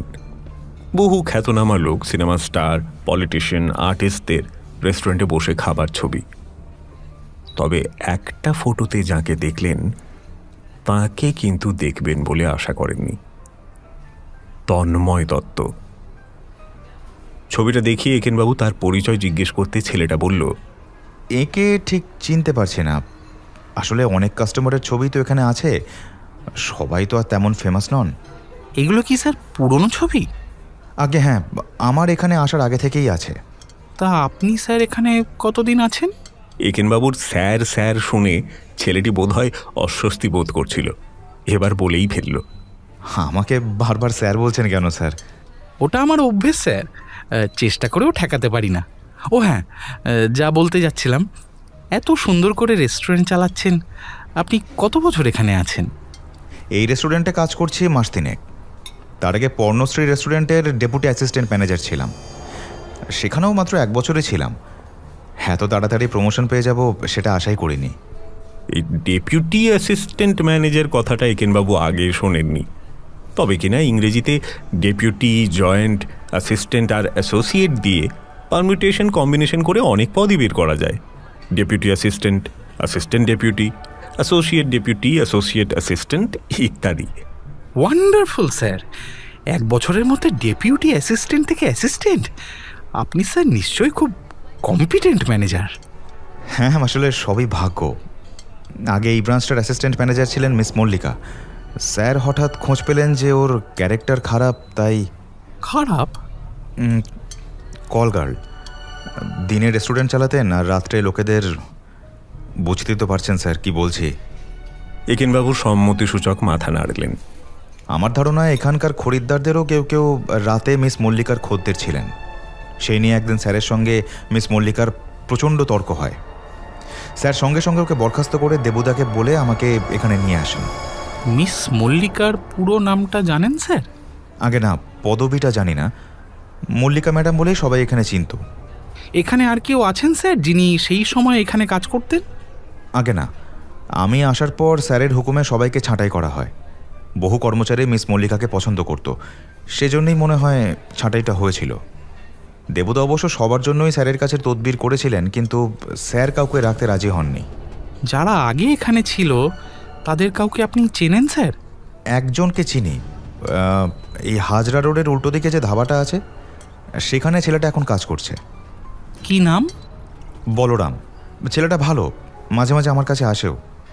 ও, থ্যাংক ইউ স্যার।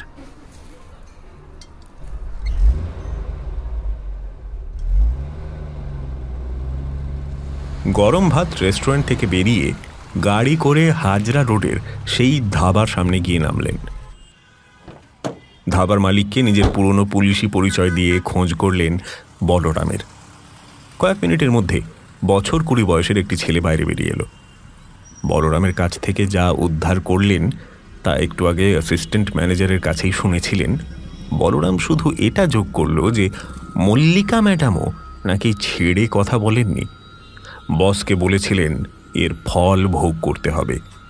মল্লিকা ম্যাডামকে তুমি কতদিন চেনো ভাই? প্রায় 2 বছর। ম্যাডাম আমাকে চাকরিটা দিয়েছিলেন, আমাদের সঙ্গে ভালো ব্যবহার করতেন। স্যার ওকে মিথ্যে মিথ্যে তাড়িয়ে দিয়েছিলেন জানেন। আমার মনে হয় অন্য কোনো কারণ ছিল। কি কারণ? তা বলতে পারবো না। আমি চলি বাবু, বেশিক্ষণ বাইরে থাকলে মালিক রাগ করবেন। একেনবাবুকে কিছু বলার সুযোগ না দিয়ে বলরাম চলে গেল। ফিরে এসে গাড়িতে উঠে দোলার বাড়ির দিকে যেতে যেতে একেনবাবু ভাবতে লাগলেন, মল্লিকাকে যেরকম সোজা সহজ ভেবেছিলেন মোটেই তা নয়। অরূপ চৌধুরী আর বিকাশ সেন দুজনের ওপরেই যে মল্লিকার রাগ ছিল সেই বিষয়ে কোনো সন্দেহ নেই। তবে মল্লিকার নিজের পক্ষে এদের একজনকেও খুন করা সম্ভব নয়, কিন্তু নিজের মোহিনী শক্তি দিয়ে অন্য কাউকে কাজে লাগানোর ক্ষমতা নিশ্চয়ই তার আছে। মাথা ফাটা রতনও এর মধ্যে জড়িত থাকতে পারে। আর মলয়ের সঙ্গে টাকার লেনদেনের যে ব্যাপারটা মেলায় দেখলেন সেটা কি? মলয়কেও সন্দেহের তালিকা থেকে বাদ দেওয়া যায় না। And what about Debu Sen? মল্লিকাকে নিশ্চয়ই সেই নিযুক্ত করেছিল। সেও কি মল্লিকার বন্ধু? দেবু সেনের একটা ফাইন্যান্সিয়াল ইন্টারেস্ট থাকতে পারে অরূপ চৌধুরীকে খতম করার। অরূপ চৌধুরীর মেশোকে টাকা করে দিয়ে ধোঁকা দেওয়া নিশ্চয়ই অপেক্ষাকৃত সহজ। খোঁজ নিতে হবে দ্য নাইট ও এখন দেবু সেন দেখছে কিনা। সত্যিকারের ইনকাম তো সেখান থেকেই। সমস্যা হলো তিনটে খুন মেলাতে গেলেই জটিলতা। হ্যাঁ, মল্লিকাকে কল গার্ল বলার প্রতিশোধ নিতে ডেড বডি দুটোকে সোনাগাছি বা ওয়াটগঞ্জ এলাকায় ফেলে আসার মধ্যে একটা প্রতীকী ব্যাপার থাকতে পারে, যদিও তাতে ধরা পড়ার রিস্কটাও তো বহুগুণ বেশি। তর্কের খাতিরে না হয় সেটা মানা গেল, কিন্তু তন্ময় দত্তকে খুন করার কি মোটিভ থাকতে পারে মল্লিকা বা দেবু সেনের? তন্ময় দত্ত যে গরম ভাতে এসে খেয়েছেন, রেস্টুরেন্টের একটা ফটো তার প্রমাণ।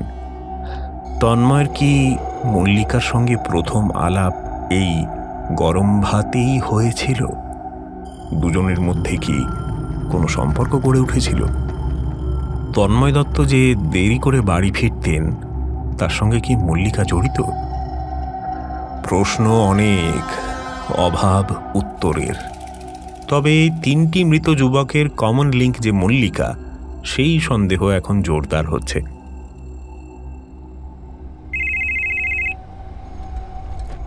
চিন্তায় ছেদ পড়ল। আবার রাখাল দত্তের ফোন। স্যার, আপনি কোথায়? আমি 2টো নাগাদ আপনার বাড়ি আসছি ক্রাইম সিনে পাওয়া কাগজগুলোর কপি নিয়ে। বলছি আমি তো এখন বাড়ি নেই, কিন্তু তুমি আসার আগেই চলে আসবো। একটা বড় খবর দিই। ওয়াটগঞ্জ এলাকার এক এনজিও জানিয়েছে এক সেক্স ওয়ার্কার অনেক রাতে 2জন লোককে কালো গাড়ি থেকে বড় সড়ো কিছু টেনে নামাতে দেখেছিল, কিন্তু এক খদ্দের এসে পড়ায় কি নামাচ্ছে দেখেনি। পরের দিন সকালে জেনেছে ওটা একটা বডি ছিল। এতদিন কথাটা বলেননি কেন? কারণ ওর বাড়িওয়ালা মাসি ঝামেলা করবে বলে পুলিশকে কিছু জানায়নি। গাড়ির নম্বর কি বা কি ধরনের গাড়ি কিছু বলতে পেরেছে? না, মেয়েটা গাড়ি টাড়ি চেনে না। তবে এর সঙ্গে আরেকটা খবর হলো, হায়দ্রাবাদের এক কন্ট্রাক্ট কিলার রমেশ বাবু দিন 25 হলো কলকাতায় এসে আস্তানা গেড়েছে। ওর বিরুদ্ধে অন্ধ্রপ্রদেশের অনেক খুন খারাপির অভিযোগ রয়েছে স্যার, তবে কোনোটাই প্রমাণ করা যায়নি। এখানে এসে সে একটা কালো টাটা সুমো ভাড়া নিয়েছে। অরূপ চৌধুরীর মৃত্যুর সঙ্গে টাটা সুমো জড়িত। এখন খোঁজ করছি বিকাশবাবু যেদিন মারা যান সেদিন সোনাগাছিতে কেউ কালো টাটা সুমো দেখেছে কিনা। না দেখে থাকলেও মনে হচ্ছে দাদা, we are getting close two solving the mystery. আমি অবশ্য ভাই এখনো কনফিউজড। কেন দাদা? রমেশবাবুর দলই খুনগুলো করেছে, কিন্তু এই রমেশবাবুকে কাজে লাগিয়েছে কে? কেনই বা লাগিয়েছে? মানছি স্যার, সেটাই বার করতে হবে। রমেশবাবুর গতিবিধির ওপর আমরা নজর রাখছি। গুড।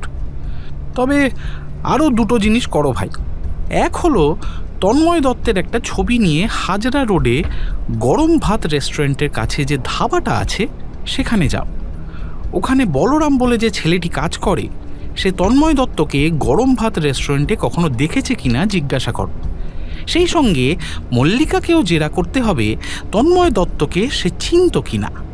কি ব্যাপার দাদা, মনে হচ্ছে আপনি কিছু একটা আঁচ করেছেন। একেনবাবুর সংক্ষেপে গরম ভাতের অ্যাসিস্ট্যান্ট ম্যানেজারের সঙ্গে ওর কথাবার্তার কথা জানালেন। তন্ময় দত্ত অরূপ চৌধুরী আর বিকাশ সেনের মধ্যে যে একটা যোগ আছে, হয়তো সেটা মল্লিকা সূত্রেই, সেটাও একেনবাবু রাখাল দত্তকে বললেন। রাখাল দত্তের সঙ্গে কথা শেষ হতে হতেই একেনবাবু দোলার বাড়িতে পৌঁছে গেলেন। দোলা ফ্রকটাকে প্যাক করেই রেখেছিল, কিন্তু একেনবাবু সহজে মুক্তি পেলেন না। কালকে ও পাটিসাপটা বানিয়েছে, চা সহযোগে সেটা খেতেই হলো। চমৎকার খেতেও। তার উপর ফ্রকের দাম নিল মাত্র 60 টাকা। এত কম? দিদির কাছ থেকে এবার মজুরি নেব নাকি? তারপরে একটা বই হাতে ধরিয়ে দিয়ে দোলা বলল, আপনাকে এই বইটা কিনতে হবে। বিনা পয়সায় পাটিসাপটা আর 60 টাকায় ফ্রক পাওয়ার পর এ ব্যাপারে আপত্তি করা যায় না। বইটা হাতে নিয়ে একেনবাবু বললেন, কত দাম? 250 টাকা। আমাদের নারী উদ্ধার আশ্রমের বই, বিক্রির টাকা ভালো কাজে লাগবে। 250? মাই গড!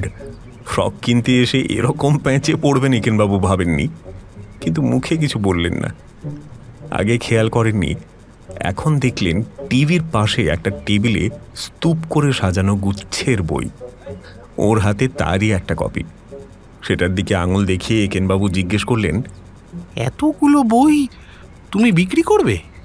হ্যাঁ, আমাদের ফান্ড রেজিং চলছে, ওগুলোর কয়েকটা নিয়ে এখন বেরোবো। আপনি কি বাড়ি যাচ্ছেন? হ্যাঁ। তাহলে আমি একটু প্রিয়া সিনেমার কাছে নামিয়ে দেবেন? বেশ, চলো। দোলা যখন কাপড় চোপড় পাল্টাচ্ছে, একেনবাবু সদ্য কেনা বইয়ের পাতা উল্টালেন। আশ্রমে আসা মেয়েদের কাহিনী, সবগুলোই খুব কষ্টের। একটি কম বয়সী বিধবা মেয়েকে তার দুঃসম্পর্কের দেওর ফুসলিয়ে শহরে নিয়ে এসে কদিন ফুর্তি করে একজনের কাছে বিক্রি করে দিয়ে চলে গিয়েছিল। তারপর 5 হাত ঘুরে যখন বেচারি রাস্তায় দিন কাটাচ্ছিল, তখন কেউ দয়া পরবশ হয়ে আশ্রমে নিয়ে আসে তাকে। আরেকটি মেয়ে কয়েকজন বন্ধুর সঙ্গে বেড়াতে গিয়ে ধর্ষিতা হয়। অচৈতন্য অবস্থায় মেয়েটিকে জঙ্গল থেকে কয়েকজন গ্রামবাসী থানায় নিয়ে আসে, কিন্তু সেখান থেকে সে আবার পাচার হয়ে যায়, অর্থাৎ রক্ষকই ভক্ষক। 14 বছর বয়সের একটি মেয়েকে বিনা পয়সায় নার্সিং ট্রেনিংয়ের বন্দোবস্ত করে দেবে বলে বস্তির এক কাকা বাড়ি থেকে নিয়ে যায়। গর্ভবতী অবস্থায় তাকে উদ্ধার করা হয় এক পতিতাপল্লী থেকে। যাদের নিয়ে এই সংস্থার কাজ, তাদের জীবনের ছোট ছোট নানান কাহিনী। কৃপণ হলেও একেনবাবু হৃদয় শূন্য নন। 250 টাকায় যদি এইসব মেয়েদের কিছু উপকার হয়, সেটা তো খুবই ভালো কথা।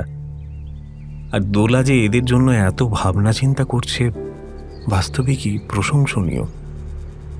দোলার কফি টেবিলের উপর চোখ পড়ল মেট্রোর একটা রঙিন বিজ্ঞাপন। এটাই তো বাইপাসের উপর সেদিন দেখেছিলেন। কয়েক পাতা ধরে কি কি জিনিস সেল হচ্ছে তার ফিরিস্তি। সেল প্রাইসের ওপর আবার sale, 25% off standard sale price. দেখে যা মনে হচ্ছে দামগুলো খুবই ভালো।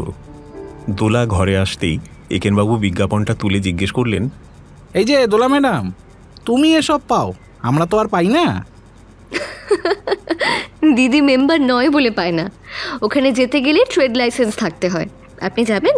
আমার সঙ্গে যেতে পারবেন। একদিন গেলে মন্দ হয় না। বাড়ি ফিরে দোলার দেওয়া ফ্রকের প্যাকেটটা একেন বৌদিকে দিয়ে স্নান করে তাড়াতাড়ি খেয়েও নিলেন। মেট্রোর বিজ্ঞাপন ওর মাথায় একটা চিন্তা ঢুকিয়েছে। 2টোর আগে রাখাল দত্ত এসে হাজির। কাগজগুলোর কপি এনেছো? হ্যাঁ, কিন্তু সেই সঙ্গে আরেকটা খবরও দিই। অর্ধেন্দুদা জানতে পেরেছে বছর 20 আগে একটা ভদ্র ঘরের মেয়ে গ্যাংরেপড হয়েছিল। অচৈতন্য মেয়েটিকে গ্রামবাসীরা থানায় নিয়ে গিয়েছিল। মেয়েটির পরিচয় কেউ জানতো না, আর মেয়েটাও কোনো এফআইআর না করে চলে যায়। এতে বিকাশ সেন জড়িত বলে একটা কানাঘুষো ছিল, এই পর্যন্তই। অনেক সময় ভিকটিমের ফ্যামিলি এই নিয়ে জলঘোলা করে না, সমঝোতা করে নেয়।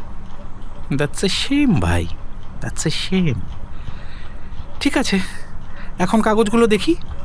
প্রথমেই 75 লেখা কাগজটা পরীক্ষা করলেন একেনবাবু।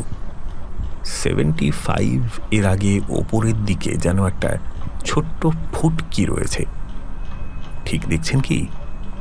ওটার পাশে আঙুল রেখে একেনবাবু জিজ্ঞেস করলেন, রাখাল, এটা কি? মনে তো হচ্ছে একটা ফুটকি। ভেরি ইন্টারেস্টিং ভাই। 0.75 আর 75-এ অনেক তফাৎ। তা তো বটেই। 0.75 তো দশমিকে, তার ভগ্নাংশ কি? রাখাল দত্তর অঙ্কের হিসেবে একটু গোলমাল লাগে, তাই চিন্তা করতে হলো। 3/4। এক্স্যাক্টলি। প্রথম কাগজে ইয়ন নাম্বারের পর ছিল 1/4, দ্বিতীয় কাগজে 1/2 অর্থাৎ 2/4, আর এই কাগজে 0.75 মানে 3/4। আরে মেসেজ তো পরিষ্কার। ঠিক। আর আমার তো মনে হচ্ছে এবার আরেকটা হত্যাকাণ্ড হতে চলেছে, তাহলেই 4/4 পূর্ণ হয়। মাই গড! কিন্তু এবার কে? একেনবাবু উত্তর দিলেন না। একটা ম্যাগনিফাইং গ্লাস নিয়ে লেখাগুলো পড়লেন কয়েকবার। ইয়োর নাম্বার, এরকম টাইপফেস কলকাতায় দেখেছো? না। একেনবাবু চোখ বুজে পা নাড়তে নাড়তে বললেন,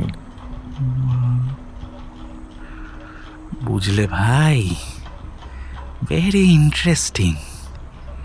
এরকম ছাপা অক্ষর আমি কিন্তু আগে দেখেছি। এখানে নয়, নিউ ইয়র্কে, নিউ ইয়র্কার ম্যাগাজিনে। অবশ্য আরও অনেক ম্যাগাজিনে নিশ্চয়ই একই ফন্ট ফেস ব্যবহার করা হয়।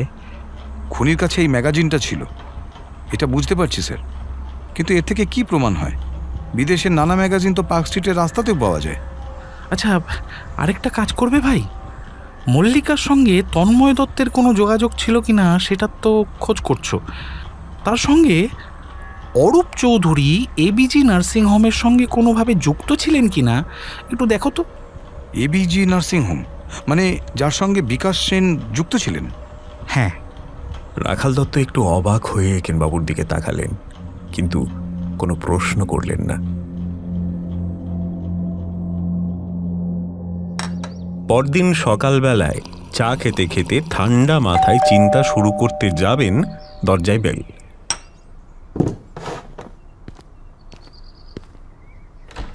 ওর খোকা মামা, মায়ের সবচেয়ে ছোট ভাই। হেন কাজ নেই উনি করেননি, আবার কোনো কাজেই লেগে থাকেননি। ভালো লিখতেন, একটা বড় পত্রিকায় চিফ সাব এডিটর বা কিছু ছিলেন। পরে একটা সিনেমার পত্রিকায় ফিচার লিখতেন বেশ কিছুদিন।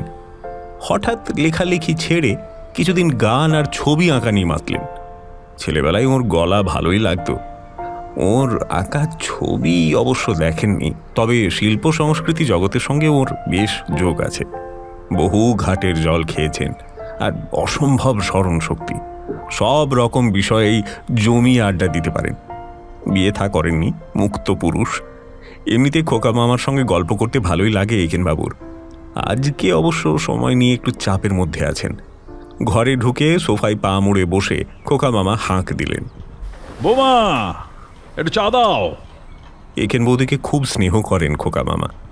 একা একা থাকে, তাই খোঁজ খবর নিয়ে যান নিয়মিত। আর শুধু চা নয়, আরও কিছু আসবে খানিকক্ষণের মধ্যেই। একেনবাবু তার প্রসাদ পাবেন। কেমন আছো খোকা মামা? চমৎকার আছি। তুই কবে এলি? এই বেশ কিছুদিন হলো। একটা খুনের তদন্ত করতে এসেছিলাম, এসে দেখছি একাধিক খুন। বাহ, তাহলে তো সুখবর। কিছুদিনের জন্য আটকা। বৌমা একা একা কতদিন আর থাকতে পারে? হ্যাঁ খোকা মামা, ঠিকই বলেছ। এবার পাত্তারি গুটিয়ে আসার কথা ভাবছি। এর মধ্যে চা নিয়ে একেন বৌদি এলেন। সাইড টেবিলে কাপটা রাখতে রাখতে বললেন, মামা চাটা নিন, খাবার হচ্ছে, একটু সময় লাগবে। আরে তার আর তো কিছু নেই, লাগুক সময়। বলতে বলতে খোকা মামার চোখ পড়ল টেবিলের উপর রাখা একেনবাবুর ছবিটার উপর। কি ব্যাপার, গোয়েন্দাগিরি ছেড়ে তোর মনে হচ্ছে শিল্পে মতি হয়েছে? একেবারে টেবিলে রেখে ডিসপ্লে করছিস। আরে ওটাকে দেয়ালে টাঙাতে হবে। তোমার বৌমা এখানে রেখেছে, যাতে ভুলে না যাই। তোর যা ভুলো মন, ভালোই করেছে। কিন্তু বিনয় দত্তের এই পেন্টিংটা তো আগে দেখিনি। দেখনি, কারণ মাত্র কিছুদিন আগে এটা নিউ ইয়র্কে এঁকেছিলেন আমাদের সামনেই। ওর ছবি একসময় ভালো লাগতো, কিন্তু কি যে আঁকে আজকাল। উনি নাকি বিমূর্ত অভিব্যক্তিবাদ নাকি একটা মুভমেন্টের সঙ্গে জড়িত। বিমূর্ত অভিব্যক্তিবাদ। শুদ্ধ করে দিলেন খোকন মামা। অ্যাবস্ট্রাক্ট এক্সপ্রেশনিজম, ওটাই তো কাল হয়েছে। এমন সিম্বলিক কারো সাধ্য নেই বোঝার। আগে দুর্দান্ত মেয়েদের ফিগার আঁকতো, একটু অ্যাবস্ট্রাক্ট কিন্তু বোঝা যেত। তুমি কি চিনতে ভদ্রলোককে? বহুদিন আগে একটা ইন্টারভিউ নিয়েছিলাম, তখনও উঠতি স্ট্রাগল করছে। Sad life. স্যাড লাইফ বলছো কেন? লাখ লাখ টাকায় ছবি বিক্রি করছেন। তা করছে এখন, আমি বলছি আর্টিস্ট জীবনের প্রথম দিককার কথা। ছেলেবেলায় বাবাকে হারিয়েছিল, মাও অসুস্থ থাকতো। বিনয়ই এদিক ওদিক ছবি বেচে কোনো মতে সংসারটা চালাতো। ছোট বোনকেও হঠাৎ হারায় একটা ট্র্যাজেডিতে, ফলে বহুদিন ছবি আঁকতে পারেনি। পরে পেটের তাগিদে আবার আঁকা শুরু করে, আর ওই বোনটাই তখন ওর মিউজ হয়ে দাঁড়ায়। আমাকে বলেও ছিল সেটা। মিউজ কথাটা একেনবাবু আগেও শুনেছেন, অর্থটা জানেন না। মিউজ মানে? মানে ইন্সপিরেশন। সেই জন্যই মনে হয় মেয়েদের ছবি শুধু আঁকতো। Very interesting. আর এখন আঁকছেন ত্রিভুজ, টাকাও কামাচ্ছেন বেশি। ঠিকই, কিন্তু এখন ওর ছবির মাথামুন্ডু বোঝা কঠিন।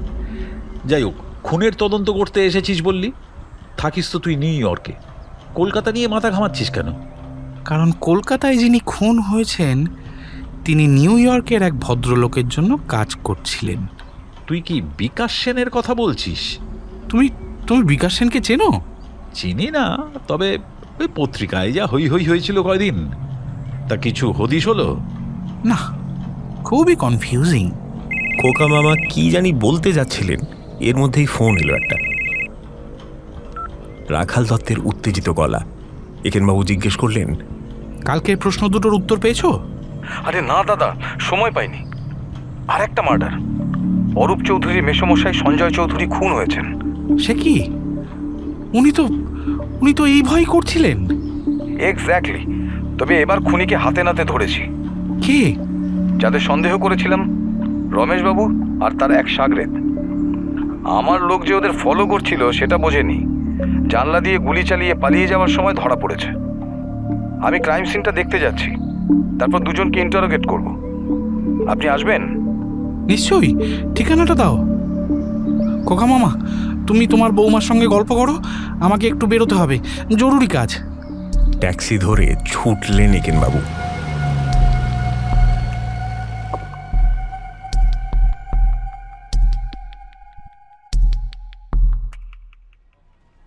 বাড়ির চারিদিকে জনতার ভিড়। বডিটা তখনও সরানো হয়নি। রাখাল দত্ত অপেক্ষা করছিলেন একেনবাবুর জন্য। বিভৎস দৃশ্য। সঞ্জয় চৌধুরীর দেহটা ডাইনিং টেবিলের চেয়ারে বসা অবস্থায় রয়েছে। মাথাটা এক পাশ হয়ে টেবিলের উপর পড়েছে। বসে বসে যখন পত্রিকা পড়ছিলেন, তখন টেবিলের লাগোয়া খোলা জানলা দিয়ে গুলি চালানো হয়েছে। রক্তে টেবিল ভেসে গেছে, চুইয়ে চুইয়ে নেমে মেঝেতে পড়েছে। জানলার ঠিক নিচে ঘরের মেঝেতে একটা কাগজ, সেখানে লেখা your number 1. It make sense. 4x4 মানে 1। এটাই এই যাত্রার শেষ খুন। এটা ঘটবে সেটা আমরা জানতাম, কিন্তু কে খুন হবেন জানতাম না। What a shame. হাতে নাতে খুনি ধরা পড়েছে। ক্রাইম সিন তেমনভাবে পরীক্ষার প্রয়োজন নেই। সঞ্জয় চৌধুরীর স্ত্রীর সঙ্গে কথা বলতে পারলে ভালো হতো। তিনি বাইরের ঘরে বসে আছেন শুনে সেখানে গেলেন একেনবাবু। মিসেস চৌধুরী কথা বলার মতো অবস্থায় নেই, ঘন ঘন মূর্ছা যাচ্ছেন। পাশে দুজন ওকে ধরে বসে আছেন।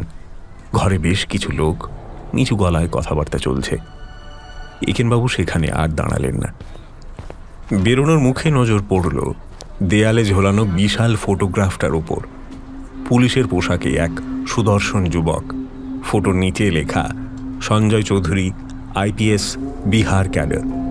শেষে একটা তারিখও ছিল, সেটা একটু অস্পষ্ট। IPS হবার পর বোধহয় নিজেই শখ করে ছবিটা স্টুডিওতে গিয়ে তুলেছিলেন। প্রথমে রমেশবাবু অন্য 3টে খুনের কথা অস্বীকার করার চেষ্টা করেছিল, পরে বুঝল অস্বীকার করে লাভ নেই। পুলিশ ব্যালিস্টিক পরীক্ষার পর নিশ্চিত হবে একই হ্যান্ডগান থেকে গুলিগুলো ছোঁড়া হয়েছে, আর ওদের সেই হ্যান্ডগানটা এখন পুলিশের হেফাজতে। শেষে জেরায় জেরায় রমেশবাবু ভেঙে পড়ল। কেন খুনগুলো করেছে প্রশ্ন করে রাখাল দত্ত পুরোটাই উদ্ধার করলেন। প্রশ্নগুলো বাদ দিয়ে রমেশবাবু যা বলল শুধু সেটাই শুনুন। সপ্তাহ পাঁচেক আগে হায়দ্রাবাদে আমার সঙ্গে একজন এসে যোগাযোগ করে, বলে কলকাতায় ওর একটা পার্টি কয়েকটা খুন করাতে চান, তার জন্য ওই লাখ তিনেক টাকা পাওয়া যাবে। আমাকে ঠিক ওই 4 দিন বাদে সোমবার কলকাতার ম্যাডাক স্কোয়ার পার্কে রাত 9টার সময় ওর সঙ্গে দেখা করতে হবে। এমনিতেই আমি হায়দ্রাবাদ থেকে গা ঢাকা দেওয়ার কথা ভাবছিলাম, দেখলাম ভালোই হলো। তা জিজ্ঞাসা করলাম যে কি করে আমি তাকে চিনব। লোকটা বললো সেটা ভাবতে হবে না, সে পার্টি আপনাকে ঠিক চিনে নেবে। তা কী করলাম বুঝলেন, সেই রাত্রেই আমি হাওড়ার ট্রেন ধরলাম। হ্যাঁ, দিয়ে সোমবার 9টা নাগাদ ওই ম্যাডাক স্কোয়ারে আসার কিছুক্ষণের মধ্যেই একজন আমার কাছে এসে জিজ্ঞাসা করলেন যে আমি রমেশবাবু কি না। আমি হ্যাঁ বললাম। সঙ্গে সঙ্গে আমার হাতে একটা ওই নোটের বান্ডিল ধরিয়ে দিয়ে বললেন যে এতে 75,000 টাকা আছে, এটা উদাহরণ। তারপরে হলো কি ওই বিকাশ সেনের পরিচয়, তার বাড়ি, তার অফিসের ঠিকানা দিয়ে বললেন যে ওকে খুন করতে হবে। তো শুধু খুন নয়, খুনের পর পকেটে একটা কাগজ ঢুকিয়ে বডিটা ওই সোনাগাছিতে ফেলে রেখে আসতে হবে। এখন যে কাগজটা পকেটে ঢোকাতে হবে সেটাও আমাকে দিয়ে দিলেন। খুনের পর এগুলো ঝুট ঝামেলা, হ্যাঁ, কিন্তু আমার না টাকার একটু টানাটানি চলছিল, ওই জন্য রাজি হয়ে গেলাম। এটা জানেন, তা জিজ্ঞাসা করলাম যে কবে খুন করতে হবে। হ্যাঁ, বললেন যত তাড়াতাড়ি সম্ভব। আর খুন হবার পরের দিন রাত 9টায় আবার ওই ম্যাডাক স্কোয়ার পার্কে ওর সঙ্গে আমাকে দেখা করতে হবে। হ্যাঁ, তা এরপর কাকে খুন করতে হবে সেটা উনি জানিয়ে দেবেন। তা আমি বললাম যে আমার তো 3 লাখ পাওয়ার কথা। উনি বললেন 3 লাখই পাবে, তবে একসঙ্গে নয়। যাই হোক, সেটা বুধবার দিন আমি ওই বিকাশ সেনকে খুন করি। হ্যাঁ, দিয়ে বৃহস্পতিবার রাত্রে ম্যাডাক স্কোয়ারে ওর সঙ্গে আমার আবার দেখা হলো। তা ওই 75,000 টাকার আরেকটা বান্ডিল দিয়ে বললেন যে এবার হচ্ছে গিয়ে ওই যাদবপুর ইঞ্জিনিয়ারিং কলেজের প্রফেসর তন্ময় দত্তকে খুন করতে হবে। কিন্তু তন্ময় দত্তর বডিটা ফেলতে হবে আর কথা বললেন ওই ওয়াটগঞ্জের বেশ্যাপল্লীতে। আর সেখানে যে কাগজটা পকেটে ঢোকাতে হবে সেটা দিয়ে দিলেন আমাকে। আর ওই তন্ময় দত্তের বাড়ির ঠিকানাটা উনি জানতেন না। হ্যাঁ, আমি বললাম আমার দরকার নেই, ও আমি পেয়ে যাবো, সেটা বড় কথা নয়, হয়ে যাবে। তা এইবারে আবার একটু তাড়াহুড়ো নেই। হ্যাঁ, জানেন তো, হলো কি ওই 10 দিনের মধ্যে খুন করলেই চলবে। হ্যাঁ, তা 10 দিন বাদে আবার ওর সঙ্গে দেখা করতে হবে। তা সেই রাত 9টার সময় ওই ম্যাডাক স্কোয়ারে। হ্যাঁ, তা সেই মতো আবার আমাদের দেখা হলো। হ্যাঁ, এরপর আরেক বান্ডিল টাকা দিয়ে ভদ্রলোক বললেন যে দ্য নাইট রেস্টুরেন্টের মালিক অরূপ চৌধুরীকে খুন করতে হবে। হ্যাঁ, তা এইবার আবার করতে হবে কি, বডিটা ফেলতে হবে ওই কালীঘাটের বেশ্যাপল্লীতে। হ্যাঁ, তা যে কাগজটা এবার পকেটে ঢেকাতে হবে সেটাও পেয়ে গেলাম। হ্যাঁ, এবারও কবে খুন করতে হবে সেটা কোনো তাড়াহুড়ো কিছু ছিল না, শুধু খুন করার পরের দিন ওর সঙ্গে দেখা হবে ওই একই জায়গায় একই সময়। হ্যাঁ, কিন্তু কি বলবো আপনাকে, মানে ওই অরূপ চৌধুরীর ব্যাপার না একটুখানি ওই হয়ে গেল, বুঝলেন, একটু গোলমাল হয়ে গেল। হ্যাঁ, মানে ওই খুন করে বডিটা তোলার আগেই হলো কি বুঝলেন, ওই পাড়ার লোকজন না সব এসে পড়লো, আর বাবা আমাদের গিয়ে পালাতে হলো। এটা বুঝলেন, তা আমরা যদি ওই কাগজটা পকেটে আর ঢোকানো গেল না। হ্যাঁ, তবে বডির কাছেই ওই রাস্তার উপরে কাগজটা ফেলে দিয়ে এলাম। হ্যাঁ, দিয়ে পরের দিন ভদ্রলোকের সঙ্গে যখন দেখা হলো দেখলাম উনি খুবই বিরক্ত, বুঝলেন। তা যাই হোক, চুক্তির খেলাপ সত্ত্বেও টাকার ব্যাপারে কোনো ঝামেলা উনি করলেন না। বললেন যে শুধু আর একটা খুনই আমাকে করতে হবে। হ্যাঁ, তা এবার খুন করতে হবে হচ্ছে গিয়ে ওই লেক টাউনের সঞ্জয় চৌধুরীকে। বাড়ির ঠিকানা দিয়ে দিলেন। তা উনি চেয়েছিলেন যে বডিটা আমরা যেন ওই সোনাগাছিতে রেখে আসি। আমার ভয় হচ্ছিল, জানেন তো, এই সব জায়গায় ডেড বডি ফেলতে গেলে না ফেঁসে যেতে পারি, জানেন তো। তা আমি না রাজি হলাম না, জানেন। বললাম যে আপনি কিছু কম দিন আপত্তি নেই, কিন্তু ডেড বডি আমরা কোথাও নিয়ে যাব না। হ্যাঁ, এটাও জানেন। তা উনি তাও একটু জেদি করলেন। তা আমি কিছুতেই রাজি না হওয়াতে টাকার একটা বান্ডিল আর একটা কাগজ আমার হাতে ধরিয়ে দিয়ে বললেন যে এই কাজটা শেষ করে চলে যাবেন। হ্যাঁ, শুধু কাগজটা মনে করে ফেলবেন ডেড বডির পাশে। ব্যাস, এই আমাদের শেষ দেখা। ভদ্রলোককে দেখতে কিরকম? রাখাল দত্ত জিজ্ঞেস করলেও রমেশবাবু বলতে পারল না। বেঁটে খাটো চেহারা, মাথায় টুপি ছিল, একে অন্ধকার, তার ওপর টুপির জন্য মুখটা অনেকটা দেখা যাচ্ছিল না। কে হায়দ্রাবাদে যোগাযোগ করেছিল রমেশবাবুর সঙ্গে তারও কোনো সদুত্তর নেই। যোগাযোগ হয়েছিল ফোনে, ফোন কলটা ট্রেস করা যাবে, তবে নিশ্চয়ই করা হয়েছে কোনো পাবলিক বুথ থেকে। কে করেছে সেটা বের করা সহজ হবে না। রমেশবাবুর কাছ থেকে কিভাবে প্রতিটি খুন সে করল তার বিশদ বিবরণ রাখাল দত্ত সংগ্রহ করলেন, কিন্তু কে খুন ওকে দিয়ে করালো সেই রহস্যের সমাধান হল না।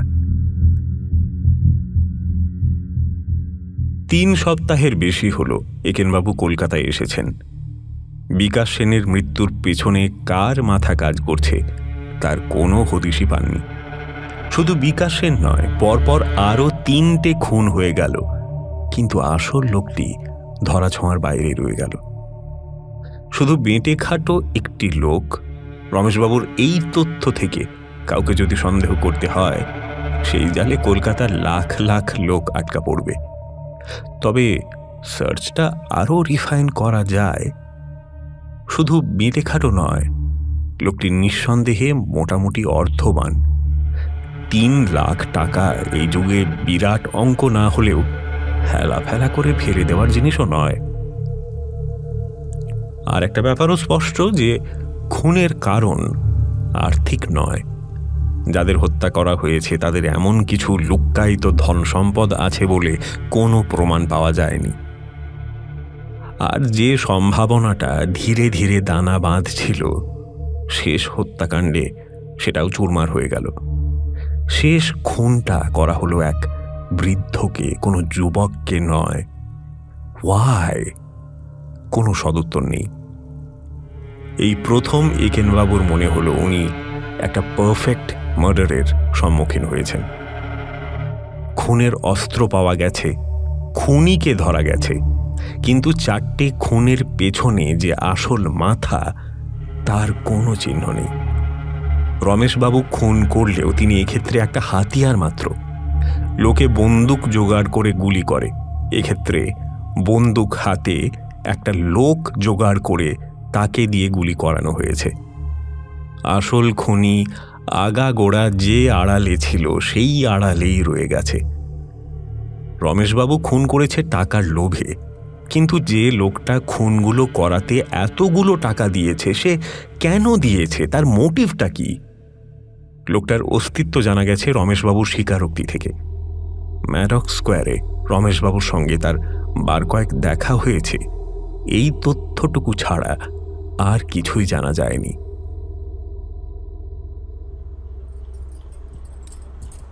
আচ্ছা, তুমি কি ছবিটা লাগাবে না? কতদিন বাইরের ঘরের টেবিলে ওটা থাকবে বলো তো? আরে না, লাগাচ্ছি। দেয়ালে তো একটা হুক লাগানো আছেই, ছবিতে শুধু একটা দড়ি বাঁধতে হবে। ছবিটা উল্টিয়েও দেখোনি তুমি? ওটাতে চেন লাগানো আছে, শুধু টাঙিয়ে দিতে হবে। আর একটু লম্বা হলে আমি নিজেই লাগাতে পারতাম। ঠিক, চেন তো আছে, এক্ষুনি লাগাচ্ছি। একেনবাবু বেঁটে হলেও একেন বৌদির থেকে একটু লম্বা। দেয়ালে মাথা ঠেকিয়ে দেয়ালের হুকটা কোথায় ঠাহর করে হুকের মধ্যে চেনটা ঢোকাতে 2-1বার চেষ্টা করতে হলো। তারপর ছবিটা ডান দিক বাঁ দিক করে একটু অ্যাডজাস্ট করতে হলো। না, ঠিক মতোই বসেছে। ছবিটার দিকে তাকিয়ে থাকতে থাকতে একেনবাবুর হঠাৎ মনে পড়ল ওর গুরুদেব বনবিহারী বাবুর কথা। তিনি সব সময় বলতেন, ভাবার চেষ্টা করো। তদন্ত করতে গিয়ে কি কি জিনিস তুমি দেখেছ যার মাথা মুন্ডু কিছুই বোঝনি, নতুনভাবে ভাবনা শুরু করো সেখান থেকে।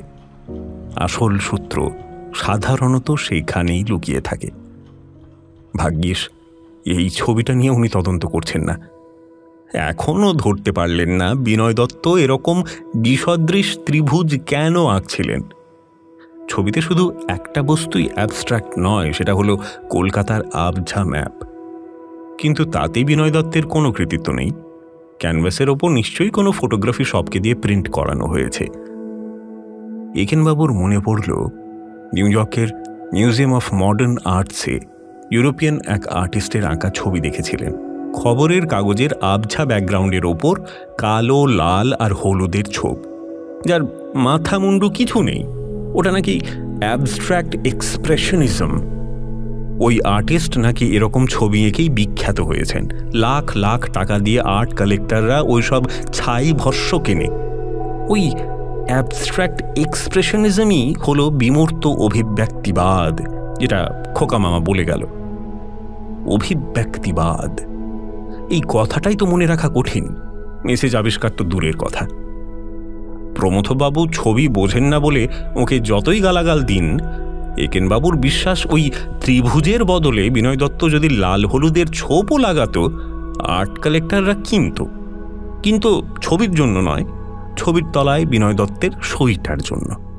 লোকে যেরকম ফ্যাশন ডিজাইনারদের তৈরি রংচঙা উৎকট স্টাইলের পোশাক লাখ লাখ টাকা দিয়ে কিনে সগর্বে গায়ে দিয়ে ঘুরে বেড়ায়, ঠিক তেমনি বিনয় দত্তের অরিজিনাল নিজের কাছে থাকা কি চারটিখানি কথা? আরেকটিবার ছবিটার দিকে তাকালেন। দুত্তর। একেনবাবু ফিরে এলেন নিজের সমস্যায়। এই 4-4টে মৃত্যুর তদন্ত করতে গিয়ে কি দেখেছেন যেটা দুর্বোধ্য? দুর্বোধ্য তো হলো কানেকশন। এই 4 জনের মধ্যে একটা যোগসূত্র নিশ্চয়ই আছে। একটা কানেকশন তো সরাসরি সঞ্জয় চৌধুরী অরূপবাবুর মেসোমশাই। বিকাশ সেনকেও অরূপবাবু ছেলেবেলায় চিনতেন, কিন্তু পছন্দ করতেন না, বাজে ক্যারেক্টার বলে। বিকাশ সেনের ক্যারেক্টার নিয়ে একটা সংশয় ওর শ্বশুর ব্রজেন রায়ও আকারে ইঙ্গিতে জানিয়েছেন, কিন্তু তন্ময় দত্তকে এই 3 জনের মধ্যে ঢোকানো যাচ্ছে না। তন্ময় দত্ত, বিকাশ সেন আর অরূপ চৌধুরীর একমাত্র সম্ভাব্য যোগসূত্র হচ্ছে মল্লিকা। সঞ্জয় চৌধুরীর এর মধ্যে আসাটা শুধু রেস্টুরেন্টের চেনের পার্টনার হিসেবে, যদি মনে করা যায় খুনগুলির পিছনে শুধু মল্লিকা নয়, দেবু সেনও জড়িত। এই 4টে খুন হলো মল্লিকা আর দেবু সেনের অশুভ আঁতাতের ফলে। মল্লিকা তার রাগ চরিতার্থ করল, দেবু সেনের লাভ রেস্টুরেন্ট চেনের ইনকাম। অরূপবাবুর মেশোর অবর্তমানে মাসিকে অতি সহজেই ঠকানো যাবে না। না না, ব্যাপারটা খুবই কমপ্লিকেটেড। চিন্তায় ছেদ পড়ল একটা ফোনের আওয়াজে। ফোনটা ধরলেন ইকেন বৌদি। ফোন হাতে নিয়ে ঘরে এসে জিজ্ঞেস করলেন, বলছি তুমি কি আজ বিকেলে বাড়িতে থাকবে? কেন? দোলারা বেড়াতে আসতে চায়। আসতে বলো, কোথায় আর যাব? বলছে তো থাকবে, তবে ওর কি মাথার কোনো ঠিক আছে? আরও কিছু বলছিলেন একেন বৌদি, কানে এলো না। একটা হোয়াটসঅ্যাপ ক্যাপ্টেন স্টুয়ার্টের কাছ থেকে, তন্ময় দত্তর রেজিউমে, পরে অবনীগুপ্তরটা আসবে। একেনবাবুর মাথায় অন্য একটা চিন্তা ঢুকেছে। খোকা মামাকে ফোন করলেন প্রথমে। তুমি কোথায় ইন্টারভিউ করেছিলে বিনয় দত্তকে? শিওর? পরের ফোনটা রাখাল দত্তকে। ভাই রাখাল, একটা বিশেষ অ্যাকাউন্টের খবর দরকার। একেনবাবুর অনুরোধ শুনে রাখাল দত্ত অবাক। এটা কি স্যার পারা যাবে? ওপর মহলের অনেক অ্যাপ্রুভাল লাগবে। এটা তোমাকে বার করতেই হবে ভাই। তার জন্য যা করণীয় সব করো, এবং তাড়াতাড়ি।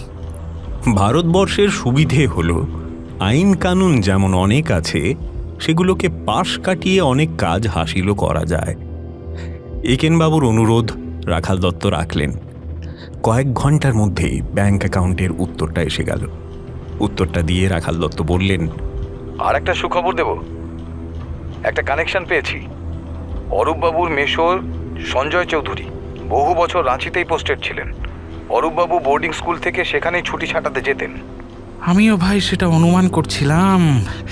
বিহার ক্যাডারে যখন ছিলেন, এখন রাঁচি না হয় ঝাড়খণ্ডে, কিন্তু তখন তো বিহারে ছিল।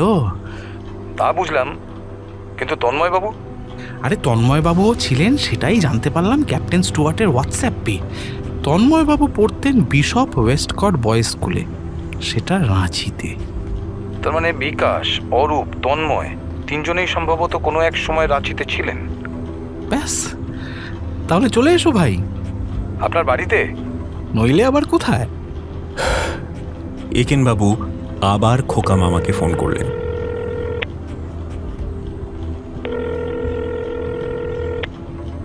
খোকা মামা, যে ট্র্যাজেডির কথা বলছিলে সেটা নিয়ে আরেকটু জানতে চাই। বন্ধুদের সঙ্গে পিকনিকে গিয়ে আর ফেরেনি, বন্ধুরা কিছু বলতে পারেনি, পুলিশ সেখান থেকে আবার অদৃশ্য। রাখাল দত্ত আর স্বামীসহ দোলা প্রায় একই সময় বাড়িতে ঢুকল। এই যে দোলা ম্যাডাম আর অনির্বাণ, এসো এসো বলে অভ্যর্থনা করলেন একেনবাবু। সেই শুনে একেন বৌদি বেরিয়ে এসে দেখেন রাখাল দত্ত এসেছেন। চকিতে স্বামীর দিকে তাকালেন একেন বৌদি। আমি রাখালের সাথে একটু বেরোচ্ছি, হ্যাঁ, তুমি দোলা আর অনির্বাণের সঙ্গে গল্প করো, আমরা শিগগিরই ফিরবো, এসে চা খাবো। হ্যাঁ। দোলার দিকে তাকিয়ে একেন বৌদি বললেন, দেখলি তো কি বলেছিলাম? না না, এক্ষুনি ফিরবো, সত্যি। এই চলো ভাই, চলো চলো চলো। গাড়িতে উঠেই রাখাল দত্ত বললেন, প্লিজ একটু খুলে বলুন স্যার। দাঁড়াও, তার আগে একটা জিনিস কনফার্ম করি। গাড়ি থেকেই বাড়িতে একটা ফোন করলেন একেনবাবু। শোনো, দোলাকে বাইরের ঘরের ছবিটা দেখাও, দেখো আমার পাশে দাঁড়ানো ভদ্রলোকটিকে চিনতে পারে কিনা। একটু বাদেই উত্তেজিত দোলা ফোনটা ধরে বলে, হ্যাঁ জামাইবাবু, ইনি সেই ভদ্রলোক যিনি আমার কাছ থেকে ডিজাইনটা কিনেছিলেন। আপনি ওকে চেনেন? ফিরে এসে কথা হবে। একেনবাবু ফোনটা ছেড়ে দিলেন।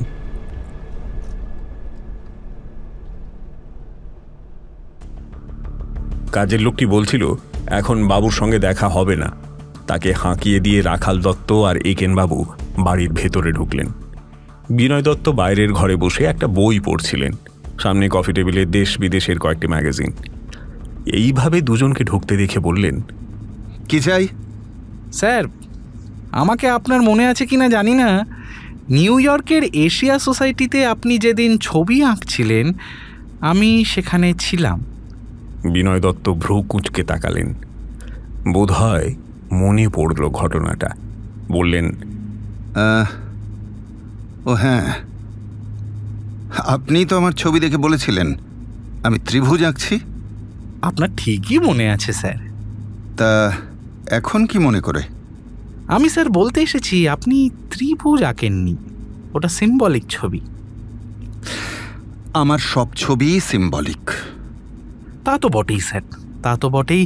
আপনি তো অ্যাবস্ট্র্যাক্ট অতিভক্তিবাদ গ্রুপের।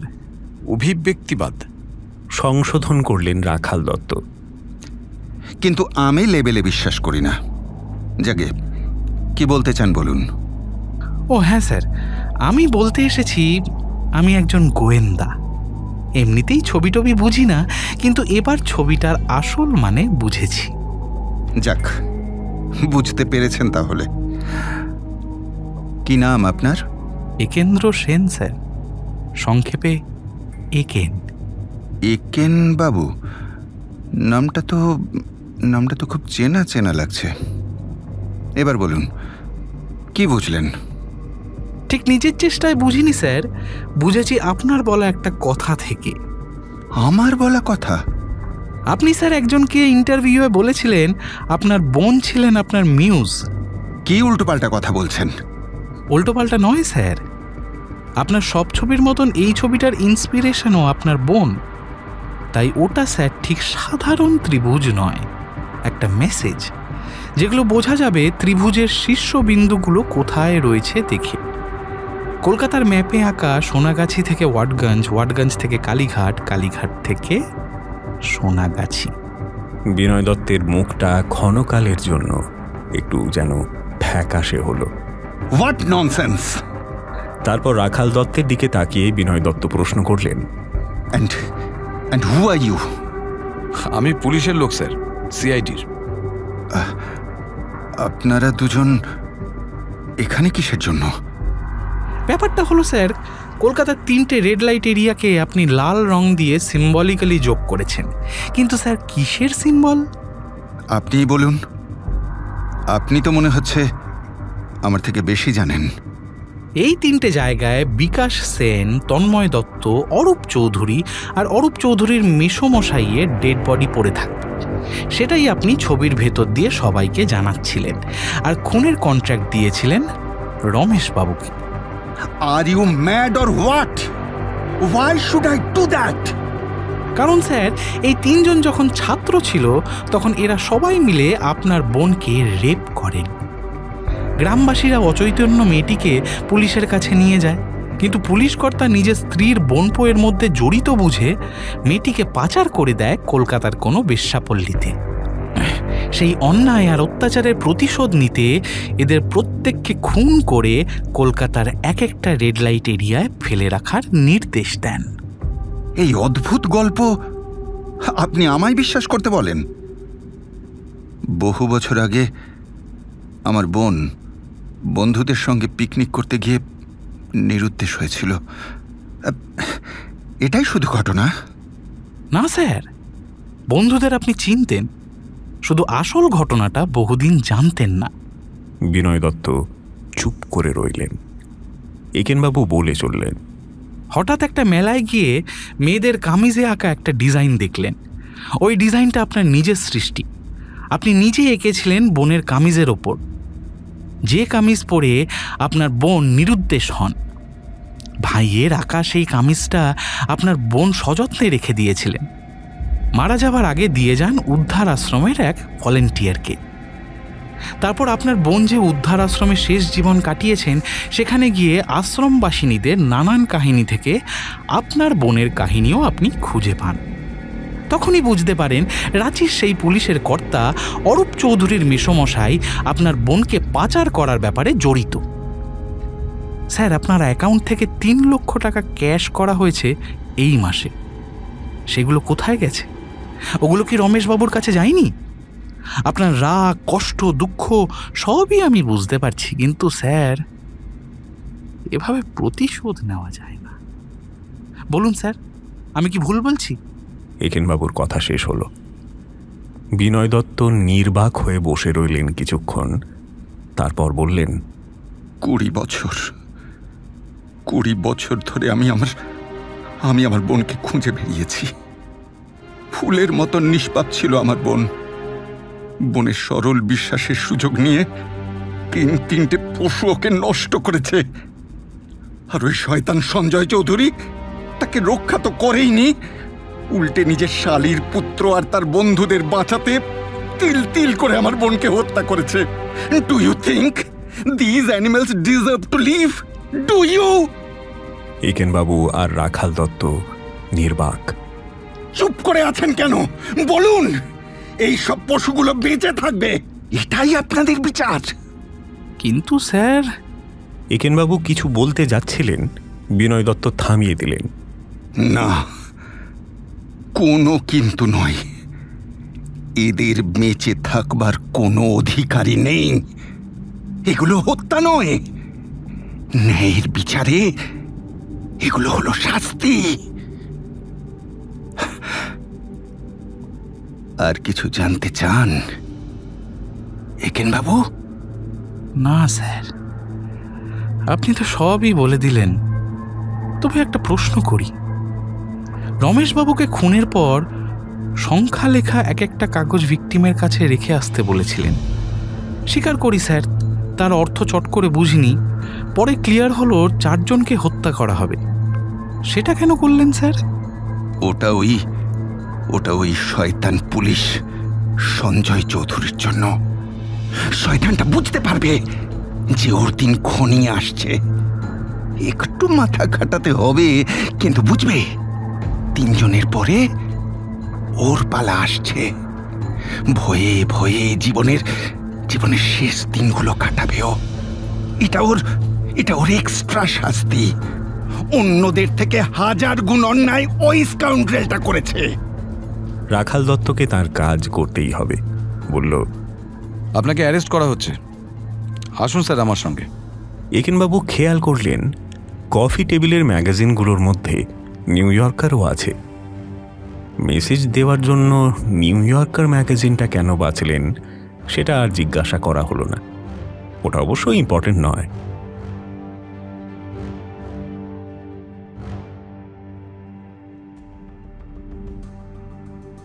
আজ আপনারা শুনলেন লেখক সুজন দাশগুপ্তর কলমে একেনবাবুর গল্প আসল খুনির সন্ধানে। গল্পের সূত্রধার ও অন্যান্য চরিত্রে আমি কৌশিক, বাপি বাবুর চরিত্রে এনামুল, একেনবাবুর চরিত্রে সত্যম ভট্টাচার্য, অন্যান্য চরিত্রে সোমক, অর্পণ কুমার শর্মা, সুদীপ্ত, আকাশ, সৌরভ, সমীরণ, সরিত, নিহারেন্দু, স্নেহাদ্রি, বর্ণিশা, শ্রাবন্তী, মধুমন্তী, তৃণাঞ্জনা, শিপ্রা ও অধ্যায়। আবহ শুভজিৎ। Poster design Arka. সমগ্র অনুষ্ঠানটি পরিচালনা করেছেন শুভদীপ ও অন্তরা। ধন্যবাদ জানাই দ্য ক্যাফে টেবিল ও ডক্টর সৌমিতা দাস দাশগুপ্তকে আমাদের পাশে থাকার জন্য। আরও নতুন নতুন গল্প শোনার জন্য সাবস্ক্রাইব করুন আমাদের চ্যানেল দ্য স্টোরি হল্ট।